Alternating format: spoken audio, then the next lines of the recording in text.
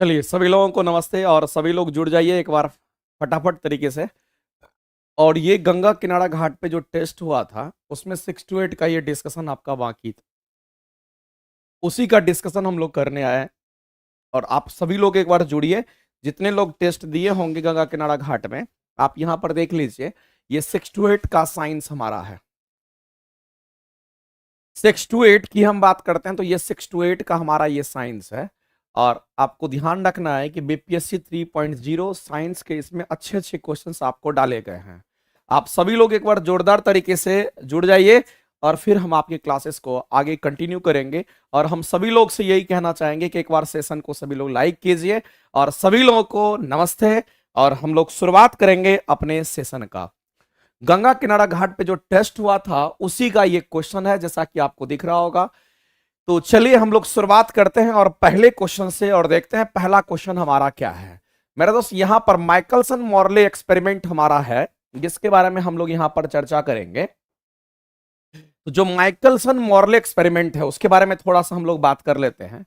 यहां पर Michelson Morley experiment जो किया गया था, माइकलसन मॉर्ले एक्सपेरिमेंट की अगर हम बात करते हैं, ये एक्सपेरिमेंट जो किया गया था ये किसके लिए किया गया था? तो माइकलसन मॉर्ले एक्सपेरिमेंट जो किया गया था ये वो पता लगाने के लिए कि हमारे स्पेस में ईथर है या नहीं है। ईथर का पता लगाने के लिए आपको ध्यान रखना है कि ये इसलिए किया गया था। स्पेस की हम बात करते हैं, किसकी बात करते हैं? स्पेस में ईथर के बारे में पता लगाने के लिए, यानी कि स्पेस में ईथर का पता लगाने के लिए ध्यान रखेंगे। स्पेस में ईथर का पता लगाने के लिए, स्पेस में ईथर का पता लगाने के लिए यहां पर माइकलसन मॉर्ले एक्सपेरिमेंट किया गया था। इस बात को आप ध्यान रखेंगे, एकदम सिंपल सा फंडा है, आपको ये चीज जानना है। माइकलसन मॉर्ले एक्सपेरिमेंट जो हमारा किया गया था ये किस तरंग से किया गया था? तो ये एक्सपेरिमेंट माइकलसन मॉर्ले जो है इसमें विद्युत चुंबकीय तरंग का इस्तेमाल किया गया था। याद रखना मेरे भाई, इसमें विद्युत चुंबकीय तरंग का इस्तेमाल किया था। और विद्युत चुंबकीय तरंग हमारा कौन सी तरंग है? तो विद्युत चुंबकीय तरंग हमारा प्रकाश तरंग होता है। इस बात को ध्यान रखेंगे, ये हमारा अनुप्रस्थ तरंग होता है। ये हमारा प्रकाश तरंग भी हम कह सकते हैं और ये हमारा अनुप्रस्थ तरंग होता है। इस बात को ध्यान रखेंगे। और जो भी विद्युत चुंबकीय तरंग होते हैं ये आवेशहीन होता है, इस बात को हम लोग जानते हैं। और इसी विद्युत चुंबकीय तरंग का इस्तेमाल करके माइकलसन मॉर्ले एक्सपेरिमेंट ने ईथर का पता लगाया था। तो हम लोग यहां पर कहेंगे माइकलसन मॉर्ले एक्सपेरिमेंट जो हमारा था उसका आधार जो बना था वो आधार किस लिए बना था? कहेंगे ईथर के परिकल्पना का पता लगाने के लिए हम लोग कह सकते हैं। यानी कि आप यहां पर कह सकते हो मेरे भाई कि ये हमारा ईथर के बारे में पता लगाने के लिए ये एक्सपेरिमेंट किया गया था। एक ही लाइन में याद रखना। दूसरा बात याद रखना कि चलो ये तो ठीक है कि ये क्वेश्चन हमारा ईथर के बारे में पूछेगा। दूसरा, इसमें जो तरंग यूज किया था विद्युत चुंबकीय तरंग, और विद्युत चुंबकीय तरंग कैसी तरंग होती है? तो अनुप्रस्थ तरंग होती है। और जो भी अनुप्रस्थ तरंग होती है वो कैसी होती है? तो आवेशहीन होता है। ये सारी बात आपको पता होना चाहिए। चलिए आप सभी लोग जितने लोग देख रहे हैं सभी लोग एक बार सेशन को लाइक करिए और आगे हम लोग प्रोसीड करेंगे। लेकिन इसमें एक और चीज हम आपको बताना चाहते हैं। एक टर्म यहां पर मेरे भाई लिखा हुआ है कि व्यतिकरण का जो कंसेप्ट दिया है वो किसने दिया है? मेरे दोस्त हम सभी लोग जानते हैं व्यतिकरण हमारा किसका किसका व्यतिकरण होता है। याद रखेंगे, व्यतिकरण हमारे प्रकाश का व्यतिकरण होता है। अगर प्रकाश के व्यतिकरण की बात करते हैं या साउंड का व्यतिकरण होता है तो इसकी बात करते हैं। तो अगर प्रकाश के व्यतिकरण की हम बात करते हैं, किसकी बात कर रहे हैं यहां पर? प्रकाश के व्यतिकरण की अगर हम बात करते हैं तो आपको यह ध्यान रखना है कि यहां पर प्रकाश के व्यतिकरण का जो कंसेप्ट दिया था वो किसने दिया? तो प्रकाश के व्यतिकरण का जो कंसेप्ट दिया था, याद रखेंगे मेरे भाई, ये भी क्वेश्चन पूछता है, ये आपको हैगेन्स नामक साइंटिस्ट ने दिया था। किसने दिया था? तो आपको ध्यान रखना है कि ये आपका हैगेन्स नामक साइंटिस्ट ने दिया था। इस बात को आप ध्यान रखेंगे। प्रकाश के व्यतिकरण का कंसेप्ट इन्होंने दिया था, ठीक है। और व्यतिकरण में क्या होता है कि दो एकवर्णी प्रकाश क्या होता है, एक दूसरे पर सुपर इंपोज कर जाता है। यानी कि इसमें प्रकाश हमारा क्या होता है? तो कहेंगे जो प्रकाश की हम बात करते हैं, प्रकाश का सुपर इंपोज होना, प्रकाश एक दूसरे के ऊपर आ जाता है, उसी को हम लोग व्यतिकरण कहते हैं। इसमें कंस्ट्रक्टिव इंटरफेरेंस बनता है, एक डिस्ट्रक्टिव इंटरफेरेंस बनता है। अगर एक दूसरे के ऊपर आएगा तो आयाम और बढ़ जाएगा, इंटेंसिटी बढ़ जाएगा। अगर एक दूसरे के अपोजिट अगर हो गया तो फिर वो घट जाता है। तो ध्यान रखेंगे, सिंपल सा फंडा है, इस चीज को आप इतना ध्यान में रखना। आगे हम लोग बात करते हैं थ्योरी ऑफ रिलेटिविटी की बात करते हैं। ये जो आपका थ्योरी ऑफ रिलेटिविटी का जो कंसेप्ट दिया था, अपेक्षितता का जो सिद्धांत दिया था, ये किसने दिया था? तो याद रखना, थ्योरी ऑफ रिलेटिविटी का जो कंसेप्ट दिया था अल्बर्ट आइंस्टीन ने दिया था। किसने दिया मेरे भाई? तो हम लोग जानते हैं यहां पर अल्बर्ट आइंस्टीन की हम बात करेंगे। अल्बर्ट आइंस्टाइन ने क्या दिया था? तो कहेंगे यहां पर आप सीधे सीधे कह सकते हैं अपेक्षितता का सिद्धांत दिया था। ये सारे बात आपको पता होना चाहिए, चूंकि आपके एग्जाम का ये सब के सब क्वेश्चन है। हम आपका क्लास लिए हैं सर, मेरा 9th-10th है। बिल्कुल अनुप्रिया जी, आप क्लास कर रहे होंगे।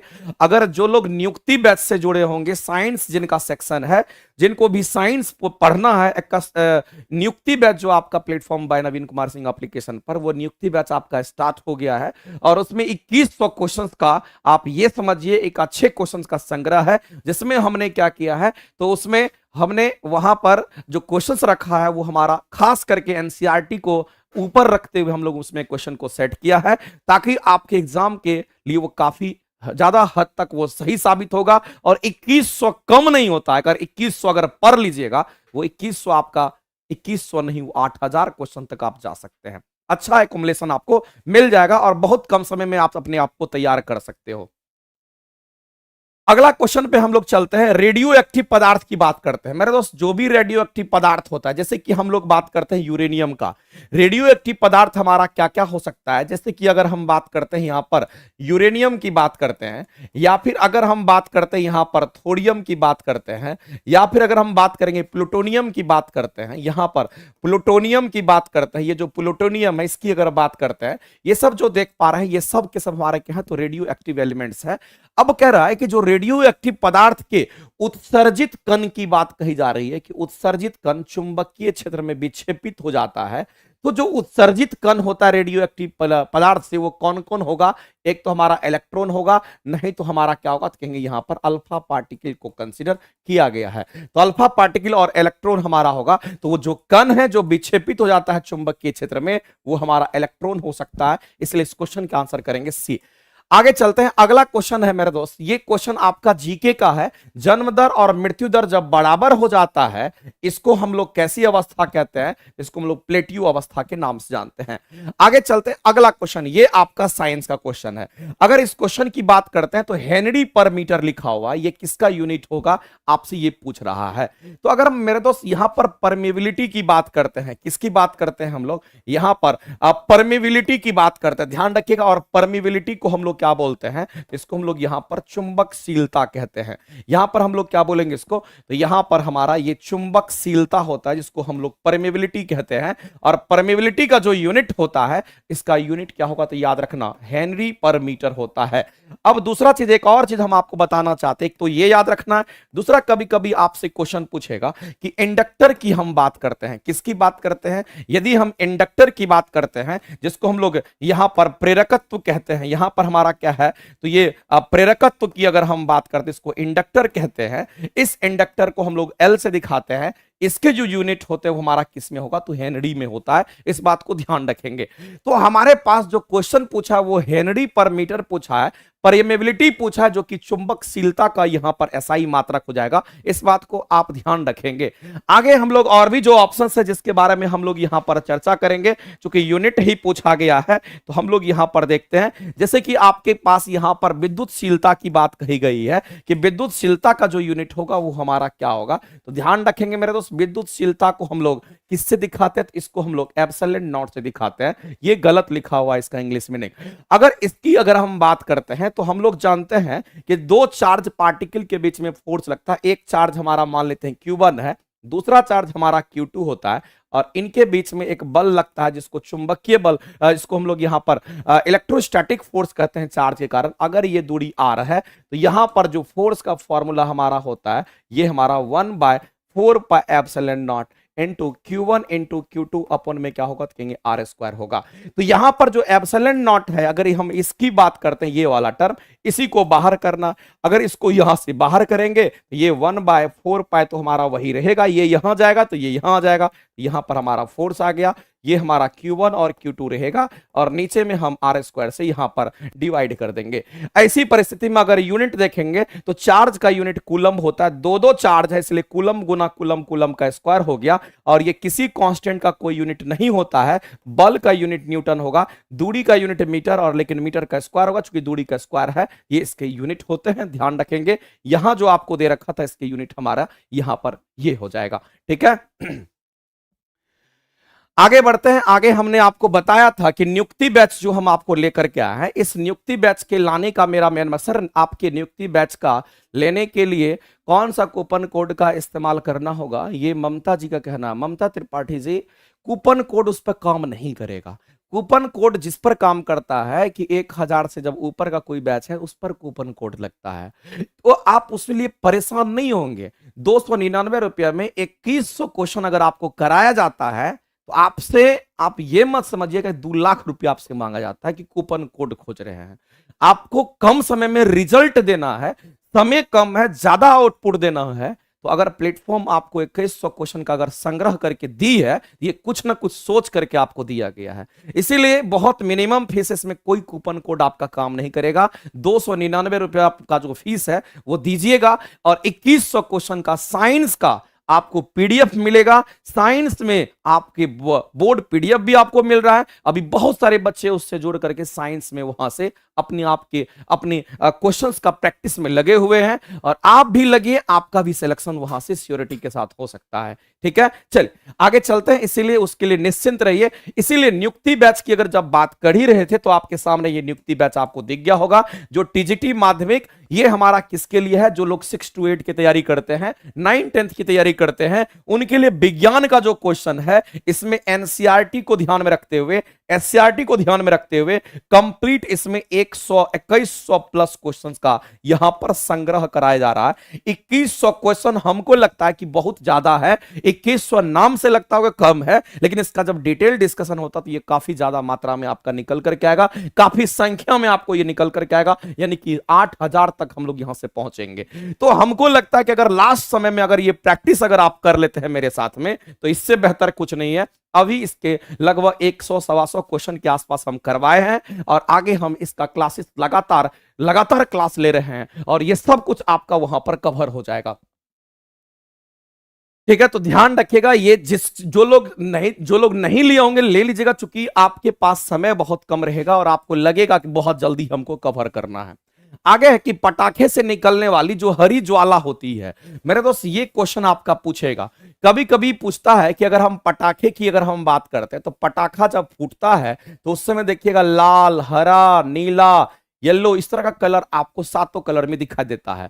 तो अगर मान लेते हैं पटाखा जब फूटता है, जब पटाखे की कलर की हम बात करते हैं, जब पटाखा कलर कैसा देता है, मान लेते हैं कि ये लाल कलर देता है, पटाखा कैसा दिया, रंग तो लाल कलर दिया, तो ये लाल कलर किसके कारण देता है, तो कहेंगे स्ट्रोंसियम के कारण देता है। ध्यान रखेंगे ये किसके कारण, तो उसमें एक केमिकल इस्तेमाल किया जाता है जो कि हमारा स्ट्रोंसियम होता है, इसको हम लोग स्ट्रोंसियम के नाम से जानते हैं। ये बात आपको एकदम ध्यान में रखना। इसी स्ट्रोंसियम के कारण हमारा पटाखा जो होता है वो कैसा होता है, तो कहेंगे ये हमारा कहीं ना कहीं यहां पर लाल होता है। लेकिन अगर हरा हो रहा है, यदि पटाखा का कलर यहां पर हरा आपको दिखाई दे रहा है, इसका मतलब है कि उसमें बेरियम है।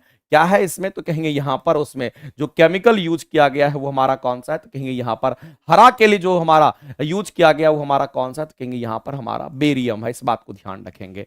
और एक और चीज ध्यान रखना है कि इस पटाखा में देखिएगा तुरंत आग लगाइएगा, तुरंत विस्फोट करता है। अगर पटाखा को जल्दी जलाना है, पटाखा को क्या करना है, अगर आपको जल्दी जलाना होगा, अगर पटाखा को जल्दी जलाना है तो ऐसी परिस्थिति में हम लोग इसमें क्या ऐड करते हैं, तो हम लोग को ध्यान रखना, इसमें पोटेशियम क्लोरेट का इस्तेमाल करते हैं।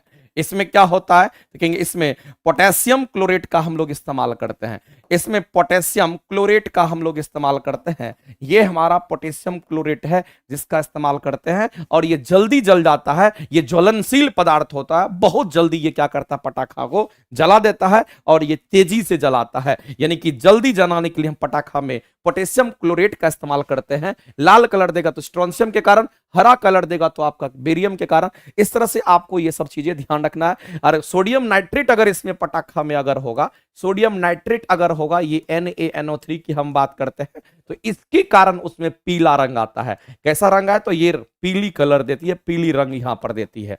तो क्वेश्चन आपके इस तरह से आते हैं। और आपको यहां पर हरी ज्वाला बोला, इसका मतलब है कि बेरियम का हम इस्तेमाल करेंगे। हरी ज्वाला, हरा रंग, यानी कि बेरियम का इस्तेमाल आप करेंगे। इस क्वेश्चन के आंसर्स आपके निकल करके आ गए। हाँ, 6 to 8 वाले बच्चे, या अगर जो बच्चे तैयारी कर रहे होंगे 9 10th का, उन सब के लिए बहुत ही ज्यादा हेल्पफुल है नियुक्ति बैच।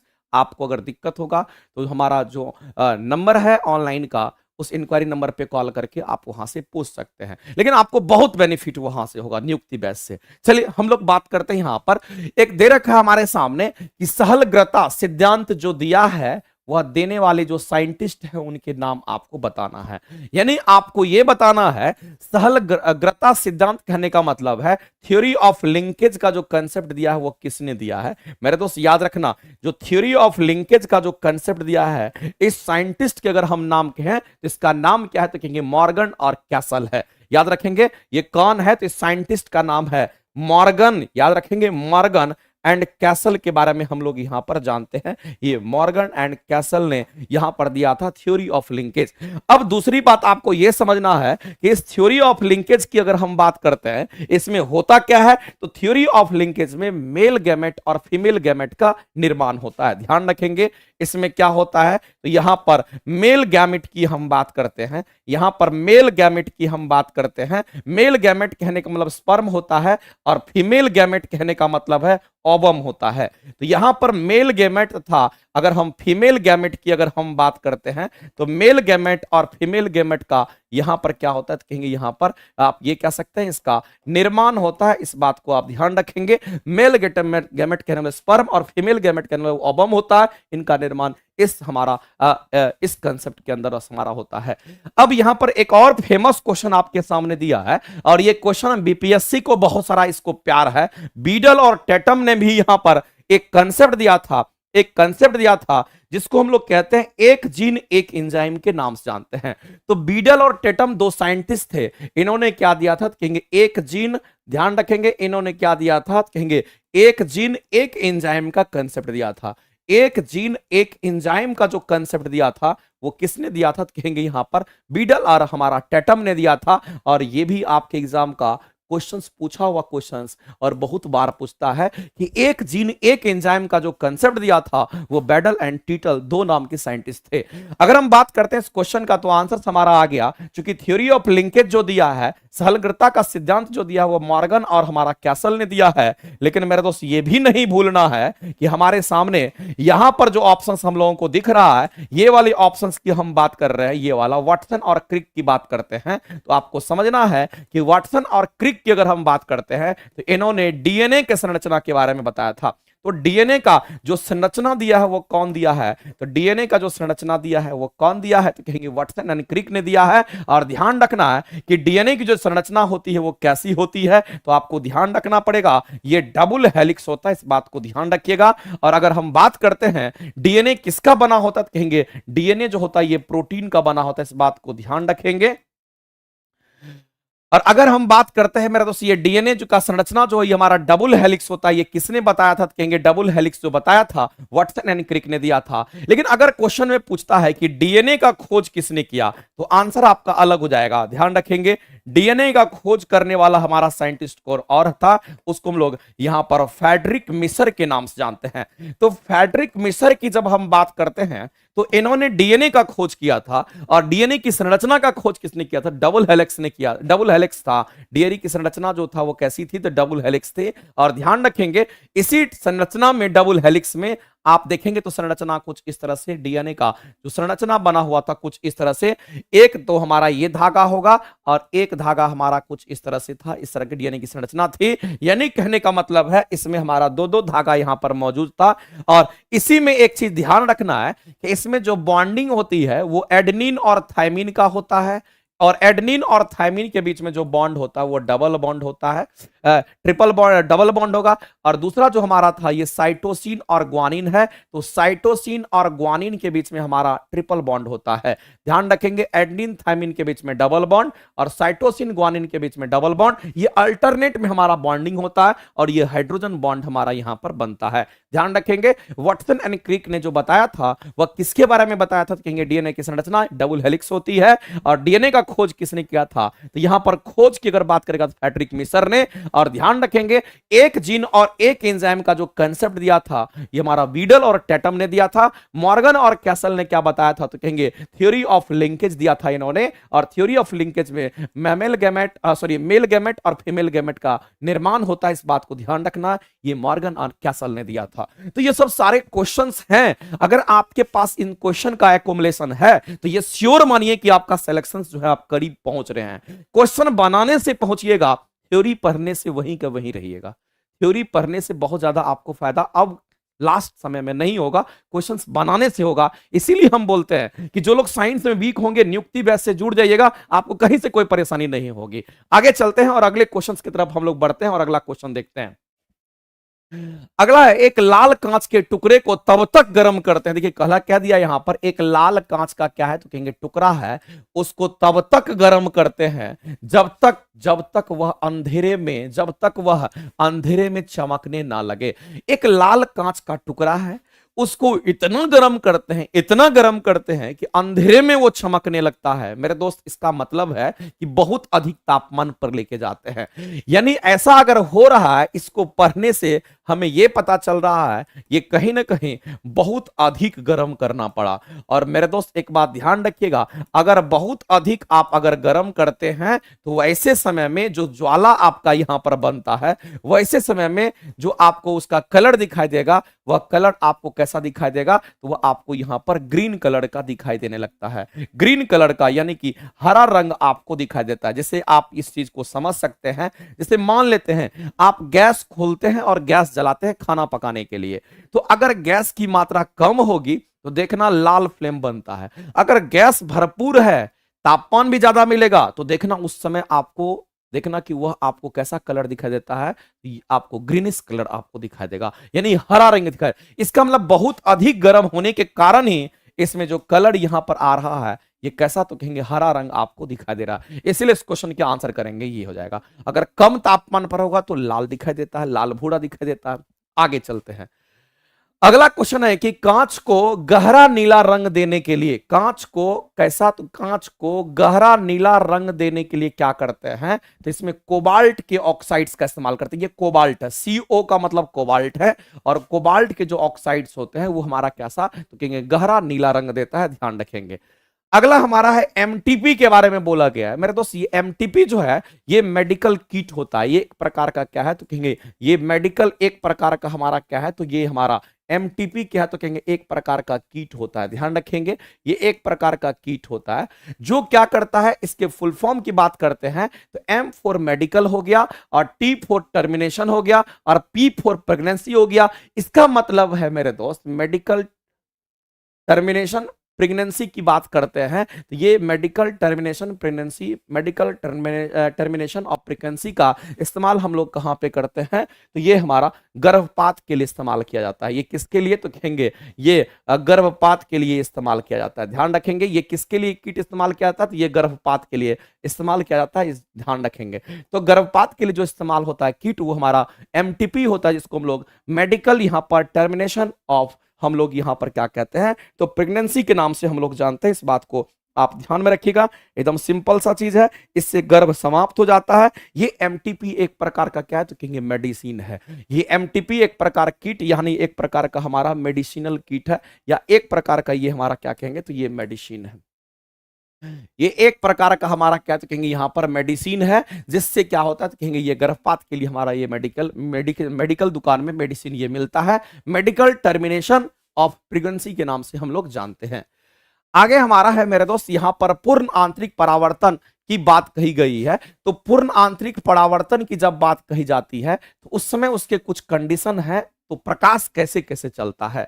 मेरे दोस्त एक बात आपको ध्यान रखना पड़ेगा, जब भी हम लोग यहां पर पूर्ण आंतरिक परावर्तन के कंसेप्ट को पढ़ते हैं तो पूर्ण आंतरिक परावर्तन लिखा हुआ है। एक बात क्लियर हो गया कि अगर पूर्ण आंतरिक परावर्तन होगा तो याद रखना प्रकाश कैसे चलेगी। तो इसमें आपको ध्यान रखना है कि प्रकाश जो होगा वो प्रकाश सघन माध्यम से किधर चलेगी, तो प्रकाश सघन माध्यम से जब विरल माध्यम में जाती है, प्रकाश जब सघन माध्यम से विरल माध्यम में प्रवेश करती है, तो वैसे केस में तो वैसे केस में हमारा क्या होता है, कहेंगे यहां पर पूर्ण आंतरिक परावर्तन की घटना घटती है। इसको तो एकदम याद रखना है। पूर्ण आंतरिक परावर्तन की घटना कब दिखती है, जब प्रकाश हमेशा सघन से विरल जाएगा, कभी विरल से सघन में जाएगा, ऐसा हमारा पूर्ण आंतरिक परावर्तन की घटना नहीं देगा। तो ये इसके लिए एकदम आप कह सकते हैं ऐसा ये कंडीशन है, ये इसके लिए कंडीशन ही समझ लीजिए, ऐसा कंडीशन है, ये लागू है कंडीशन कि जो प्रकाश है वो सघन माध्यम से किधर, तो सघन माध्यम से विरल माध्यम में जाएगा, तभी ऐसा होगा। अब यहां सघन और विरल की बात करते हैं तो सघन और विरल को कैसे समझते हैं, सिंपली अगर समझिए, हवा है, पानी है, पानी सघन है और हवा विरल है। हम कहेंगे पानी और कांच को देखें तो कांच सघन है और हमारा पानी क्या है, विरल है। तो किसी के रिस्पेक्ट में हम लोग सघन विरल देखते हैं। अब हम लोग कैसे जानते हैं उसको, तो उसके अपवर्तनांक के हिसाब से, जिस वस्तु का अपवर्तनांक ज्यादा होगा वो ज्यादा सघन होता है, और जिस वस्तु का अपवर्तनांक कम होता है वो कम सघन होता है। अपवर्तनांक ज्यादा है तो उसको सघन कहेंगे, और किसी का अपवर्तनांक कम है तो उसको विरल कह देते हैं। आपको ये बात ध्यान रखना है। तो यहां पर अगर आपसे बोला गया है वायु से जल में, तो वायु विरल से सघन में कह रहा है, ये तो आंसर नहीं होगा। अब हम लोगों को कांच से जल में कह रहा है, तो कांच सघन है, जल विरल है इसके कंपैरिजन में, तो यही हमारा आंसर हो जाएगा, ये भी हमारा नहीं होगा। अब हम लोग समझते हैं कि पूर्ण आंतरिक परावर्तन की अगर हम बात करते हैं मेरे दोस्त, ऐसे केस में क्या होगा, छोड़ो इतना करने की जरूरत, लेकिन एक और कंडीशन हम बता देते हैं। एक कंडीशन तो आपका ये था, यहां पर हम कंडीशंस को डायरेक्ट लिख देते हैं, आप इसको याद रखेंगे। एक कंडीशन हमारा ये था, दूसरा कंडीशन हमारा क्या है कि पूर्ण आंतरिक परावर्तन पाने के लिए आपको जिस एंगल पर हमारा इंसिडेंट होता है प्रकाश, आपतित होती है प्रकाश, वह आपतन कोण जो होगा क्रांति कोण से ज्यादा होना चाहिए। यानी आप कह सकते हैं दूसरा कि अगर आपतन कोण की बात करते हैं, किसकी बात करते हैं यहां पर हम लोग, आपतन कोण की बात करते हैं। ये जो हमारा आपतन कोण होगा, आपतन कोण की हम बात करते हैं, तो ये जो हमारा आपतन कोण होगा ये यहां पर क्रांति कोण से क्या होना चाहिए, ज्यादा होना चाहिए। अगर क्रांति कोण से थोड़ा भी ज्यादा होगा, अगर क्रिटिकल एंगल से क्रांति कोण से अगर थोड़ा भी ज्यादा होगा, तो यहां भी हम कह सकते हैं कि पूर्ण आंतरिक परावर्तन की घटना घटेगी। तो आपको यह भी कंडीशन समझना है कि आपतन कोण क्रांति कोण से अगर ज्यादा होगा तभी यह घटना घट सकती है, तभी हम कहते हैं पूर्ण आंतरिक परावर्तन होगी। ठीक है सर, जो एमसीक्यू का बैच आया है वो बाइलिंगुअल होगा या सिर्फ हिंदी में? मेरे दोस्त बाइलिंगुअल साइंस के क्वेश्चंस हम करा रहे हैं, 2100 क्वेश्चंस बाइलिंगुअल आपका रहेगा, इसलिए आप निश्चिंत रहिए, आप सियोरिटी के साथ जा सकते हैं प्लेटफॉर्म बाय नवीन कुमार सिंह एप्लीकेशन पर। नियुक्ति बैच या 2100 लिखिएगा, जैसे ही सर्च में 2100 अपनी नियुक्ति बैच आ जाएगा, वहां से आप जुड़ सकते हैं। ठीक है, चलिए आगे हम लोग बढ़ते हैं, अगला क्वेश्चन देखते हैं। अगला है कि खाद्य पदार्थ यानी खाने पीने की जो चीजें होती है, खाद्य पदार्थ के परीक्षण के लिए कौन सा पदार्थ हम लोग प्रयुक्त नहीं करते हैं? तो खाद्य पदार्थ का जब टेस्ट करते हैं उसके लिए किस का इस्तेमाल हम लोग इसमें से नहीं करेंगे? तो खाद्य पदार्थ के परीक्षण के लिए हम लोग ऑक्जेलिक एसिड का इस्तेमाल नहीं करते हैं, ध्यान रखिएगा। एक क्वेश्चन यहां पर पूछता है कि अगर हम फोटोग्राफी करते हैं, क्या करते हैं, अगर हम लोग यहां पर फोटोग्राफी करते हैं तो इस फोटोग्राफी में ध्यान रखना किस एसिड का इस्तेमाल होता है? तो इस फोटोग्राफी में गंदगी को बाहर करने के लिए यहां पर ऑक्जेलिक एसिड का इस्तेमाल होता है। किस एसिड का? तो कहेंगे यहां पर ऑक्जेलिक एसिड का इस्तेमाल होता है, इस बात को ध्यान रखिएगा।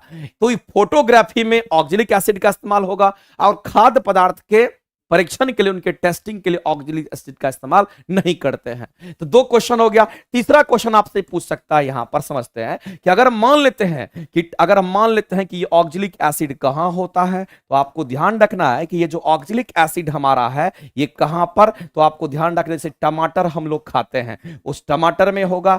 जैसे कि अगर हम लोग यहां पर पालक खाते हैं, पालक में होगा।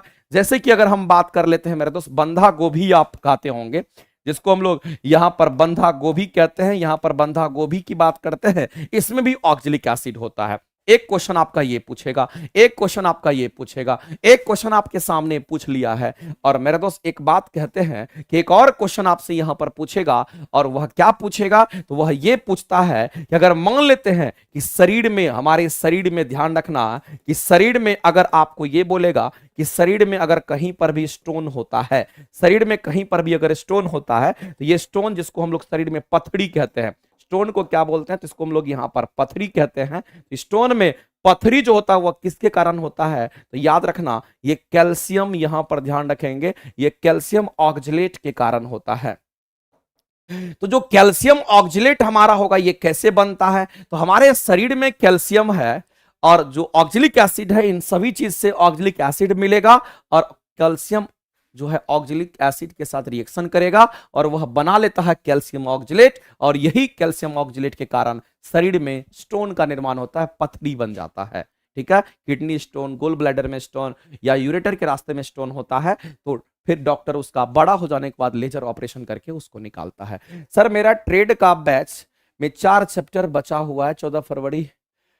ये पहले की जो क्लासेस जिस जगह चलती थी, अब आप उसको, अब वहां से हमारी कोई क्लासेस नहीं चलेगी। अब जो भी क्लासेस ट्रेड की, एएलपी की जो भी क्लासेस मेरी चलेगी, हम जहां भी एएलपी की क्लासेस पढ़ाएंगे, बेसिक साइंस हो गया या कोई भी मैकेनिकल का ट्रेड हो गया, अब आपका प्लेटफॉर्म बाय नवीन कुमार सिंह एप्लीकेशन पर ही चल रहा है और इसी पर अब चलेगा। नाम सुन लीजिए फिर से, प्लेटफॉर्म बाय नवीन कुमार सिंह एप्लीकेशन। ठीक है, चलिए सब्जेक्ट स्पेशल के लिए ये बैच है क्या सर? बिल्कुल, अगर आपको लगता है कि साइंस अगर आपका है तो साइंस के लिए भी आप क्वेश्चंस को अच्छे तरीके से कर सकते हैं।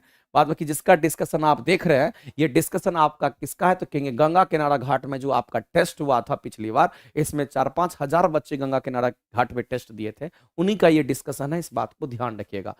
अब एसिटिक एसिड क्या, इसको विनेगर कहते हैं, जिसको सिरका कहते हैं, ध्यान रखिएगा। इसको हम लोग खाना को स्वादिष्ट बनाने के लिए इसका इस्तेमाल करते हैं। बिहार बीपीएससी शिक्षक भर्ती, अगर आप 6 to 8 की तैयारी करते हैं, 9-10 की तैयारी करते हैं या 11-12 की तैयारी करते हैं, सामान्य अध्ययन का जो 40 अंक होगा, जिसमें भारतीय राष्ट्रीय आंदोलन, भूगोल और समान जागरूकता जो है, आपको ये सब कराया जाएगा। और इनको कराने के लिए ये विकास सर ये कराएंगे, जो आपका अंतिम प्रहार नाम के बैच से ये फेमस है, और ये आपको 12 फरवरी से आपका ये क्लासेस चलेगी, आप यहां से इसको कंटिन्यू कर सकते हैं। आगे चलते हैं, अगला क्वेश्चन देखते हैं। यह प्रकंद का एक उदाहरण है मेरे दोस्त, प्रकंद की बात कही गई है। अगर हम प्रकंद की बात करते हैं, इंग्लिश में उसको राइजोम बोलते हैं, समझिएगा। अगर हम लोग हल्दी की बात करते हैं, यदि हम लोग अदरक की बात करते हैं, समझना गौर से, यदि हम लोग हल्दी की बात करते हैं या फिर अगर हम लोग अदरक की बात करते हैं, तो हल्दी और अदरक का जो हम लोग पार्ट खाते हैं, इसका मॉडिफाइड स्टेम खाते हैं। इसका हम लोग क्या खाते हैं, इसका हम लोग मॉडिफाइड स्टेम खाते हैं। और इसका जो मॉडिफाइड स्टेम होता है, इसी मॉडिफाइड स्टेम का नाम क्या है, तो कहेंगे यहां पर राइजोम होता है। इसी का नाम क्या है, तो कहेंगे यहां पर राइजोम होता है, इस बात को ध्यान रखिएगा। तो एक प्रकंद जिसको हम लोग यहां पर क्या कहते हैं, तो प्रकंद को हम लोग यहां पर कहेंगे राइजोम। ये हमारा किसका भाग है, तो कहेंगे अदरक का हो जाएगा, नहीं तो हल्दी का होता, नहीं तो अदरक का होता, ध्यान रखेंगे। अगर आलू की बात करते हैं और प्याज की बात करते हैं, तो आलू का टूबर खाते हैं और प्याज और लहसुन का बल्ब खाते हैं। याद रखिएगा मेरे भाई, ये भी क्वेश्चन पूछता है, अगर आपके सामने प्याज और अगर आपके सामने यहां पर लहसुन की अगर बात करता है, तो प्याज और लहसुन का कौन सा भाग आप खाते हैं, तो आपको याद होना चाहिए। क्वेश्चन पूछता है, ये भी आपका मॉडिफाइड है, इसको हम लोग बल्ब कहते हैं। अगर आलू की बात करता है कि आलू का हम लोग क्या खाते हैं, तो आलू का याद रखिएगा खाने वाला जो भाग होता है, इसको हम लोग ट्यूबर कहते हैं, TUBR ट्यूबर कहते हैं, ध्यान रखेंगे। आगे दे रखा है कि वेरिएबल डायमीटर की बात कर रहा है। वेरिएबल डायमीटर का मतलब होता है मेरे दोस्त कि बढ़ते हुए क्रम में डायमीटर, यानी कि डायमीटर हमारा क्या होगा, यानी कि हमारा डायमीटर, वेरिएबल डायमीटर कहने का मतलब है कि डायमीटर में वेरिएशन होगा। अगर आपसे कोई कहता है ऐसा, अगर मान लेते कोई पाइप है, आपके घर में पाइप होगा, मान लेते ऐसा कोई पाइप है, तो इसका जो डायमीटर यहां है सेम यहां पर भी है, सेम यहां पर भी है, सेम यहां पर भी है, हर एक जगह इसका व्यास क्या है तो बराबर है, तो इसको हम लोग बोलते हैं ये यूनिफॉर्म शेप का है, ये केस शेप का तो यूनिफॉर्म है। लेकिन अगर आपने नोजल देखा होगा, आपने नोजल देखा होगा, ये जो नोजल हमारा होता है ये सर्कुलर है, ये कैसा तो सर्कुलर है, लेकिन इसमें अगर देखिएगा तो यहां का जो डायमीटर आपका देखेगा, यहां पर डायमीटर अगर कैपिटल डी है, तो यहां पर आप जाइएगा तो इसका डायमीटर में परिवर्तन हो गया, स्मॉल डी हो गया, तो ये हमारा टेपर्ड कहलाता है। इसको हम लोग क्या कहते हैं, तो ये हमारा टेपर्ड होता है, इस बात को ध्यान रखना। टेपर्ड का मतलब होता है कि इसमें जो डायमीटर होगा वो हमारा कैसा होगा, तो याद रखेंगे ये हमारा वेरिएबल डायमीटर होगा, यानी कि वेरिएबल डायमीटर का मतलब होता है कि डायमीटर में ज्यादा और कमी होगा, इस शेप के जो होते हैं उसको वेरिएबल डायमीटर का बनेगा। ये यूनिफॉर्म डाया का है, ये किस डाया का है तो कहेंगे ये यूनिफॉर्म डाया का, और ये वेरिएबल डाया का होगा। अगर वेरिएबल डाया होगा तो उसको टेपर्ड कहते हैं, ध्यान रखेंगे। अब ये बताइए कि अगर वेरिएबल डायमीटर की एक क्षैतिज नली बोल रहा है, आप देखिए ये क्षैतिज है, ऊर्ध्वाधर ऊपर नीचे होता, ये क्षैतिज नली है, तो इस क्षैतिज नली में एक द्रव जो है वह प्रवाहित हो रही है, यानी कि आपको इसकी बात कर रहा है, वेरिएबल डायमीटर वाले की बात कर रहा है, और इस वेरिएबल डाले डायमीटर में आपको कह रहा है कि यहां से हमारा क्या हो रहा है, तो यहां से हमारा द्रव जो है बाहर फ्लो कर रहा है। जब द्रव फ्लो करेगा, क्षैतिज हमारा रखा हुआ है, जब द्रव का फ्लो होगा तो इस जगह पर देखिएगा इसका डायमीटर कम है तो एरिया भी कम होगा, और आप नोजल का जो इस्तेमाल करते हैं तो देखिएगा कुछ ऐसा होता है, इधर का डायमीटर ज्यादा, इधर का डायमीटर कम, और नोजल का आप इस्तेमाल इसलिए करते हैं कि आप उस पानी का अगर फ्लो हो रहा है तो उसकी पानी की गति को बढ़ा पाए। लेकिन पानी की गति अगर बढ़ेगी तो वह किसकी वजह से बढ़ेगी, तो उसके अंदर जो प्रेशर एनर्जी होगा वो अपना एनर्जी खो करके वह गति ऊर्जा यानी काइनेटिक एनर्जी को दे देता है, इसीलिए इस जगह पर क्या होता है कहेंगे वेग बढ़ जाता है। तो आपको यह चीज ध्यान रखना है, ऐसी परिस्थिति में हम कहेंगे इसकी वेलोसिटी बढ़ जाएगी, लेकिन ध्यान रखना यह तभी बढ़ेगा जब यहां पर इसका प्रेशर घटेगा, यानी कि ये अपना एनर्जी खो करके किसको दे दिया, तो इसको दे दिया, और उसकी गति बढ़ जाती है। ये हमारे नोजल में ऐसा काम करता है, और ये नोजल के प्रिंसिपल पर ही आपका पूछा गया था। मेरे दोस्त जो कुछ भी हम लोग ये बताते हैं ये कहां से बता पाते हैं, तो हम लोग यहां पर उसका बर्नौली थ्योरम को अप्लाई करते हैं, जिसकी वजह से हम बता पाते हैं। तो अगर कोई नोजल की बात करता है तो नोजल कुछ ऐसा ही होता है, और ये बर्नौली के प्रिंसिपल पर हमारा आधारित होता है, इस बात को ध्यान रखेंगे। तो आपसे बोला गया है यदि दाब कम होगा, जहां पर दाब कम होगा, अब कहेगा सर इस सेक्शन में क्योंकि एरिया कम है तो वेलोसिटी ज्यादा हो जाएगा, तो दाब यहां कम है। लेकिन अगर आपको यह लगेगा सर यहां तो ज्यादा एरिया है, इसका मतलब इसके कंपैरिजन में यहां पर दाब ज्यादा होगा, यहां पर पानी की वेलोसिटी कम होगी, इस जगह पे यहां पे ज्यादा हो जाएगा। तो आपको बोला कि दाब जहां कम होगा, जहां दाब कम होगा वहां पर गति बताइए क्या होगा, तो जहां दाब कम होगा वहां पर गति क्या होगा, ज्यादा होगा। इसका मतलब है मेरे दोस्त जहां दाब कम होगा, दाब कम होगा तो जहां हमारा वेग क्या होगा, तो वेग हमारा अधिकतम होगा। यानी इस क्वेश्चन के आंसर अगर करेंगे तो ऑप्शन नंबर हमारा बी यहां पे राइट होगा। और ऐसा अगर हम लोग कहते हैं यह किस प्रिंसिपल पर आधारित है, हम लोग सीधे सीधे कहेंगे ये बर्नौली थ्योरम पर आधारित है। और ध्यान रखना कि बर्नौली प्रमेय या बर्नौली थ्योरम जो होता है ये एनर्जी कंजर्वेशन पर आधारित होता है, जिसको हम लोग ऊर्जा संरक्षण का सिद्धांत कहते हैं। इस बात को आप ध्यान रखेंगे, ठीक है। चलिए आगे बढ़ते हैं और अगला क्वेश्चन हम लोग देखते हैं। अगला क्वेश्चन आपके सामने है और कह दिया है कि इसमें से किसमें से आपका एक आपको फंक्शनल ग्रुप दे रखा है, और कह रहा है कि बताइए इसमें से कौन सा इसका फंक्शनल ग्रुप हमारा नहीं होगा, किसका ये फंक्शनल ग्रुप नहीं होगा, ये पूछा गया है। तो जो कार्बिक एसिड है उसका ये फंक्शनल ग्रुप हमारा नहीं है, ध्यान रखेंगे। सिट्रिक निम्नलिखित में से किसमें ये वाला फंक्शनल ग्रुप का समूह नहीं होता है, ये पूछा गया है। तो ये स्पार्बिक एसिड भी हमारा ये नहीं होता है, इस बात को ध्यान रखें। जैसे कि फंक्शनल ग्रुप कहने का मतलब सी डबल बॉन्ड ओ हो गया, इसको कीटोन कहते हैं, इसको हम लोग क्या बोलते हैं, तो ये हमारा कीटोन का होता है। और भी ऐसे ही फॉर्मिक एसिड का भी होता है, ये हमारा क्या, तो इधर हमारा H है, इधर हमारा OH है, और सी डबल बॉन्ड O अगर हो गया तो इसको हम लोग क्या कहते हैं, तो ये हमारा फॉर्मिक एसिड है। ये कौन सा एसिड का फंक्शनल ग्रुप है, तो फॉर्मिक एसिड का ये हमारा यहां पर फंक्शनल ग्रुप होता है। इस बात को भी आप यहां पर ध्यान रखेंगे, ठीक है। तो इस तरह से क्वेश्चंस आपके सामने आएगा और आपको यहां पर बताना है। आगे चलते हैं, अगला क्वेश्चन है ड्यूडेनियम के बारे में बात कर रहा है। मेरे दोस्त एक बात ध्यान रखिएगा, ड्यूडेनम की बात करते हैं या जैजुनम की बात करते हैं या फिर इलियम की बात करते हैं, ये सब छोटी आंत की भाग है। तो अगर हम यहां पर छोटी आंत की अगर हम बात करते हैं, और इंग्लिश में इसको हम लोग क्या बोलेंगे, तो स्मॉल इंटेस्टाइन के नाम से जानते हैं। इसको इंग्लिश में हम लोग स्मॉल इंटेस्टाइन कहते हैं, छोटी आंत कहते हैं। तो छोटी आंत में भोजन का संपूर्ण पाचन होता है, इस बात को एकदम नहीं भूलना है। छोटी आंत में क्या होगा, तो भोजन जो हम लोग खाते पीते हैं, उस भोजन का संपूर्ण अगर कहीं पर पाचन होता है, तो भोजन का संपूर्ण अगर कहीं पर पाचन होगा तो वो कहां पर होता है, आपको धीरे से पता रखना है, वो हमारे छोटी आंत में होता है। इस बात को एकदम नहीं भूलना है, आपको ध्यान रखना है। दूसरी बात, अगर भोजन का संपूर्ण पाचन हो रहा है, इसका मतलब है कि यह हमारा प्रोटीन को भी पचा देगा, इसका मतलब है हम लोग के ये फैट को भी पचा देगा, इसका मतलब है कि ये कार्बोहाइड्रेट का भी पाचन करेगा। ये सब जो आप यहां पर देख रहे हैं ना, अगर यहां पर ये सब देख रहे हैं, इसका मतलब मेरे दोस्त समझने का कोशिश कीजिएगा, इन सब का पाचन करना, इन सब का पाचन कौन करता है, इन सबको पचा देना हमारा वह छोटी आंत करता है। भोजन का संपूर्ण पाचन के अलावे भी जो छोटी आंत होता है, ये क्या करता है, ये जल का अवशोषण भी करता है। ये किसका, तो कहेंगे ये जल का अवशोषण भी करता है, इस बात को ध्यान रखेंगे। ये जल को अवशोषित भी कर लेता है, इस बात को भी ध्यान रखें। दूसरी बात, आपको यह ध्यान रखना है कि ये जो छोटी आंत होती है, ये कितने भाग में बटी होती है, तो जो छोटी आंत होती है मेरे दोस्त, ये 3 भाग में बटी होती है। एक हमारा क्या होता है, कहेंगे यहां पर ड्यूडेनम होता है, और एक हमारा क्या होगा, सबसे पहला हमारा यहां पर ड्यूडेनम है, और दूसरे की बात करते हैं तो ये हमारा क्या, तो कहेंगे यहां पर जैजुनम है, और तीसरे की अगर हम बात करते हैं तो तीसरा जो हमारा होगा, ये कहीं ना कहीं हमारा यहां पर इलियम होगा। तो 3 चीज आपको समझना है, लेकिन आपको यह समझना है कि सबसे ज्यादा अगर भोजन का पाचन, सबसे अगर बारीकी से भोजन का पाचन होता है, तो कहेंगे सबसे ज्यादा अगर भोजन का पाचन सबसे अच्छे तरीके से, आप ये समझिए, सबसे अच्छे तरीके से अगर भोजन का पाचन होता है, सबसे अच्छे तरीके से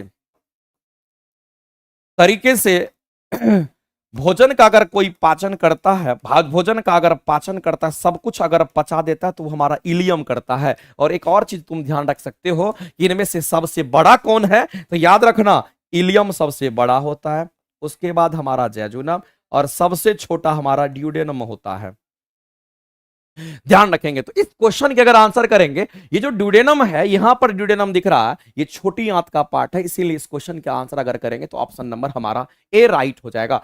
अगर मेरे दोस्त हम लोग बड़ी आंत की बात करते हैं, तो यहां पर एक बात आपको ध्यान रखना है, अगर हम इस बड़ी आंत की बात करते हैं, जिसको हम लोग लार्ज इंटेस्टाइन के नाम से जानते हैं, इसको हम लोग क्या बोलते हैं, इसको हम लोग लार्ज इंटेस्टाइन के नाम से जानते हैं, और इस बड़ी आंत की बात करते हैं, तो ये बड़ी आंत में भोजन का पाचन वगैरह नहीं होता है, ये बात एकदम याद रखना। इसमें भोजन का पाचन एकदम नहीं होता है, इसमें भोजन का पाचन एकदम नहीं होता है, केवल और केवल इसमें क्या होगा, कहेंगे इसमें केवल जल का अवशोषण होता है। ये केवल जल को अवशोषित करता है, ये केवल जल को क्या करता है, कहेंगे जल को अवशोषित अगर कोई करेगा तो केवल करेगा यही।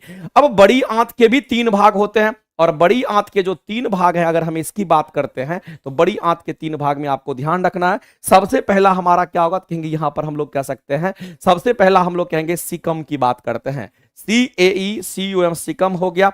दूसरे की अगर हम बात करेंगे तो दूसरा हमारा कोलोन होता है, और तीसरे की अगर हम बात करते हैं तो तीसरा हमारा क्या होगा, तो कहेंगे यहां पर रेक्टम होता है, इस बात को ध्यान रखेंगे। तो बड़ी आंत और छोटी आंत दोनों के 3-3 भाग हैं, इस बात को ध्यान रखना है। और साथ ही साथ मेरे दोस्त जो भी इसमें ऑप्शन दे रखे हैं, अगर आपसे पिताशय की अगर बात करता है, तो पिताशय को हम लोग गोल ब्लैडर के नाम से जानते हैं। इस पिताशय को हम लोग क्या कहते हैं, तो इसको हम लोग गोल ब्लैडर के नाम से जानते हैं। और इस गोल ब्लैडर में क्या होता है, तो कहेंगे पित्तरस जमा होता है, ध्यान रखेंगे। इसमें क्या जमा होगा, तो आपको ध्यान रखना है कि पित्तरस जो जमा होता है वो कहां पे होता है, हमारे पित्ताशय में होता है। और इस पित्तरस का निर्माण कहां पे होता है, तो वो हमारा यकृत करता है, यानी कि लीवर करता है, इस बात को आप ध्यान रखेंगे। ठीक है, चलते हैं आगे और अगला क्वेश्चन हम लोग देखते हैं। नेक्स्ट क्वेश्चन की अगर बात करते हैं, फ्लेमिंग के दाएं हाथ के नियम से ये क्वेश्चंस पूछा गया है मेरे दोस्त। यहां पर फ्लेमिंग से क्वेश्चंस आएगा और आपसे गलती नहीं करना। दो तरह का क्वेश्चन पूछता है, फ्लेमिंग का दायां नियम, फ्लेमिंग के दाएं हाथ का नियम, फ्लेमिंग के बाएं हाथ का नियम, और एक और पूछता है इसको हम लोग मैक्सवेल रूल कहते हैं या कॉर्कस्क्रू रूल के नाम से भी जानते हैं। तो यदि हम यहां पर फ्लेमिंग की बात करते हैं तो मेरे दोस्त एक बात आप ध्यान रखना, अगर हम इस फ्लेमिंग की बात करते हैं इसके दो दो नियम है। एक हमारा क्या है तो कहेंगे एक हमारा दायां हाथ का नियम, एक हमारा बाएं हाथ का नियम। अगर हम बात करते हैं यहां पर तो ये हमारा क्या है तो कहेंगे बाएं हाथ का, यहां पर बाएं हाथ के नियम की बात करते हैं और इसीलिए इसको हम लोग बोलते हैं लेफ्ट हैंड रूल के नाम से हम लोग जानते हैं। और दूसरा जो हमारा होता है ये हमारा क्या होगा तो कहेंगे यहां पर ये दाएं हाथ का नियम होगा। दूसरा हमारा कैसा तो दाएं हाथ का नियम है। और अगर दाएं हाथ के नियम की अगर बात करते हैं तो ये हमारा क्या होगा तो कहेंगे इसको हम लोग राइट हैंड रूल के नाम से जानते हैं। ये बात आपको नहीं बोलना है। अब यहां पर आपको यह समझना है कि बाएं हाथ का नियम तो आपको बायां हाथ अपना निकालना है, अगर दायां हाथ बोलेंगे तो दायां हाथ आपको निकालना है और तीन उंगली को उठाना है, बायां और दायां में तीन, लगातार तीन, अंगूठा, तर्जनी और ये आपका मध्यमा, तीन उंगली आपका है। और याद रखिएगा ये तीनों उंगली जो है ऐसे हम लोग को मोड़ना है जिससे कि तीनों उंगली एक दूसरे पर 90 डिग्री कोण बनाता है।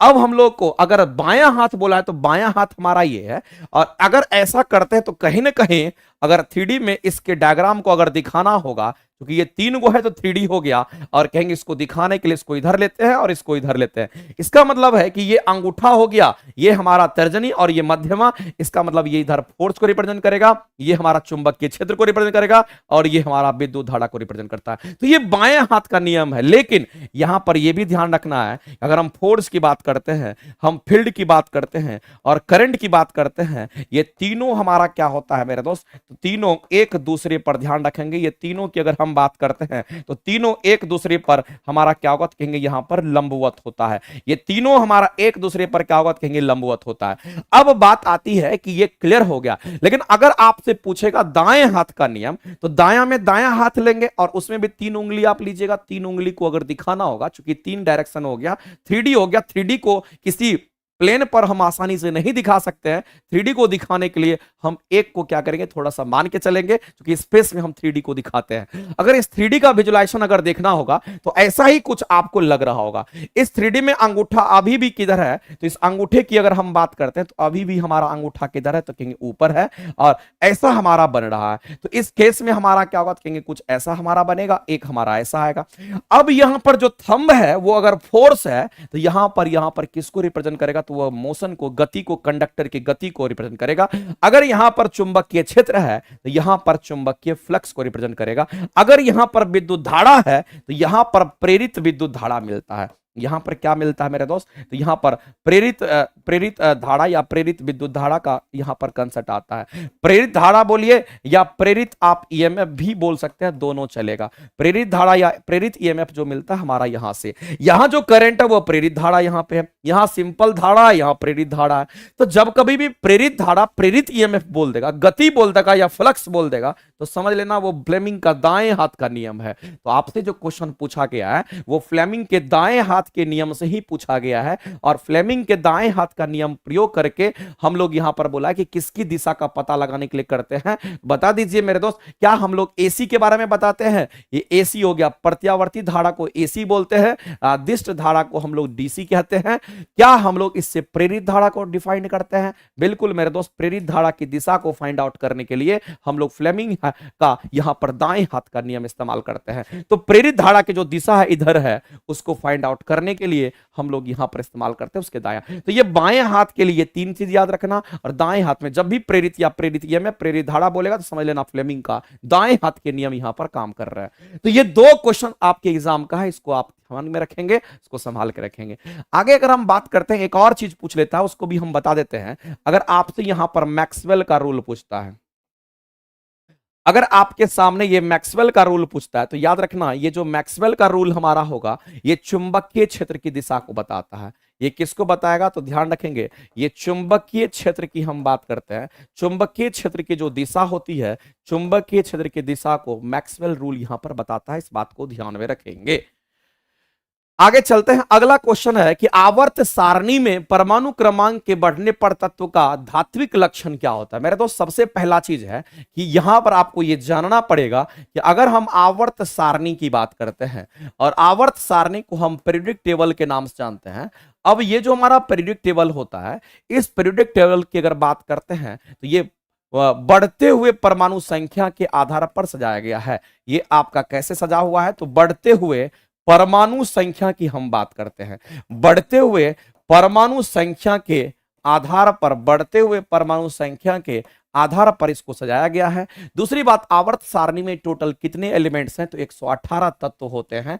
अब यहां पर आपको यह समझना है कि हमारा पीरियोडिक टेबल अगर हम लोग देखेंगे तो हमारा पीरियोडिक टेबल जो होता है वो कुछ इस तरह का हमारा यहां पर पीरियोडिक टेबल होता है। और इस पीरियोडिक टेबल में हम लोगों को ध्यान रखना है कि सबसे अगर आप ऊपर में देखोगे तो यहां पर आपको हाइड्रोजन मिलेगा, सबसे इधर देखोगे तो आपको क्या मिलेगा, तो कहेंगे यहां पर आपका हीलियम नजर आएगा, ये हीलियम होगा। लेकिन समझना मेरे दोस्त ये है कि अगर हम इस पीरियोडिक टेबल की बात करते हैं, अगर हम इधर से इधर जाते हैं तो ऐसे केस में ये हमारा आवर्त होता है।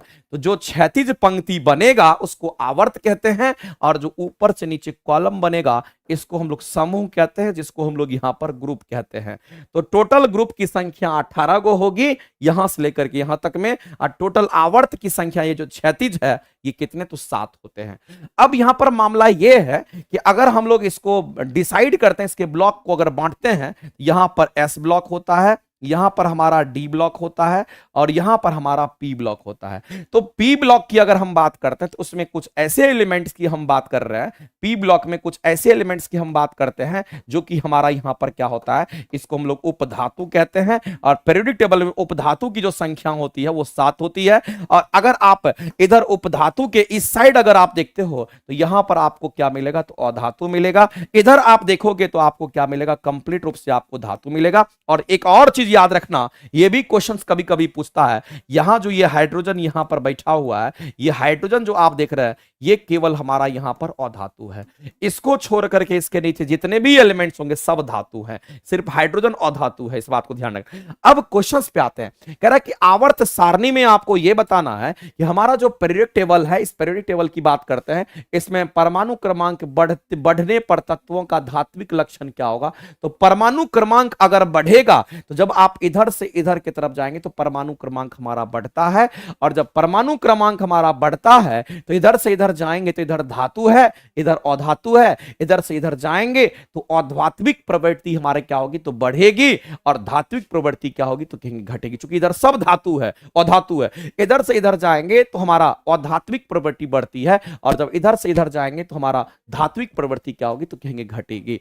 तो आवर्त में क्या होगा, तो कहेंगे यहां पर ध्यान रखेंगे, आवर्त में हमारा क्या होगा, तो कहेंगे यहां पर हमारा अधात्विक नहीं धात्विक बोला गया। जब आप इधर से इधर आओगे, धातु से अधातु की तरफ जब आओगे, धातु से अधातु की तरफ आओगे तो धात्विक प्रवृत्ति घटती है। तो आवर्त में क्या होगा, तो कहेंगे धात्विक प्रवृत्ति घटती है, सही है। और ग्रुप में बढ़ेगा, उल्टा हो जाएगा, तो कहेंगे समूह में क्या होगा, बढ़ता है। तो पहला ही स्टेटमेंट आपका राइट हो जाएगा, पहला ही स्टेटमेंट आपके क्या हो जाएंगे, यहां पे राइट हो जाएंगे। ठीक है, चलिए आगे बढ़ते हैं। और नेहा भगत जी, चलिए अगला क्वेश्चन देखते हैं। एमनेसिया की बात करते हैं। मेरा दोस्त यहां पर ध्यान रखना है कि एमनेसिया जो है ये भूलने की बीमारी होती है। याद रखना, एमनेसिया की जब हम बात करते हैं ये क्या है, तो कहना मेरे दोस्त यहां पर ये भूलने की बीमारी होती है। इस बात को ध्यान रखना, ये किसकी बीमारी है, तो ये इसमें मेमोरी लॉस होता है। इसमें क्या होता है, कहेंगे यहां पर मेमोरी लॉस होता है। और ये एमनेसिया जो मेमोरी लॉस होता है, अगर कभी भी किसी को अगर ब्रेन में चोट आ जाता है, अगर किसी को कभी ब्रेन में क्या होता है, कहेंगे ब्रेन में अगर चोट लग जाती है, ब्रेन में अगर चोट लग जाती है, ब्रेन में अगर चोट लग जाती है, तो वैसी परिस्थिति में आप कहते हैं मेमोरी लॉस होता है, और उस समय यादाश्त हमारा क्या होता है, खत्म हो जाता है। इस बात को ध्यान रखेंगे। ऐसे डिजीज को, यादाश्त का जाना, ये एमनेसिया कहलाता है। इस बात को आप ध्यान रखेंगे। तो एमनेसिया अगर किसी को हो गया, इसका मतलब उसका यादाश्त ठीक नहीं है, यानी कि उसको कुछ भी चीजें याद नहीं रहती है। इस बात को आप यहां पर ध्यान में रखेंगे। तो ये ब्रेन डैमेज होने से ये भूलने की बीमारी है, इस बात को ध्यान रखेंगे। आगे चलते हैं। अगला जो क्वेश्चन आपका दे रखा है ये भी थोड़ा सा कंसेप्चुअल क्वेश्चन है। ऋचा जी, अजय जी, प्रवीण जी, हमारे सभी भाई लोग, लक्ष्मी जी, सभी लोग यहां पर देख रहे हैं और इस क्वेश्चन का आंसर आप सभी लोग करेंगे। हम देखते हैं कितने मेरे भाई लोग देख रहे हैं और सभी लोग इस क्वेश्चन का आंसर करिए।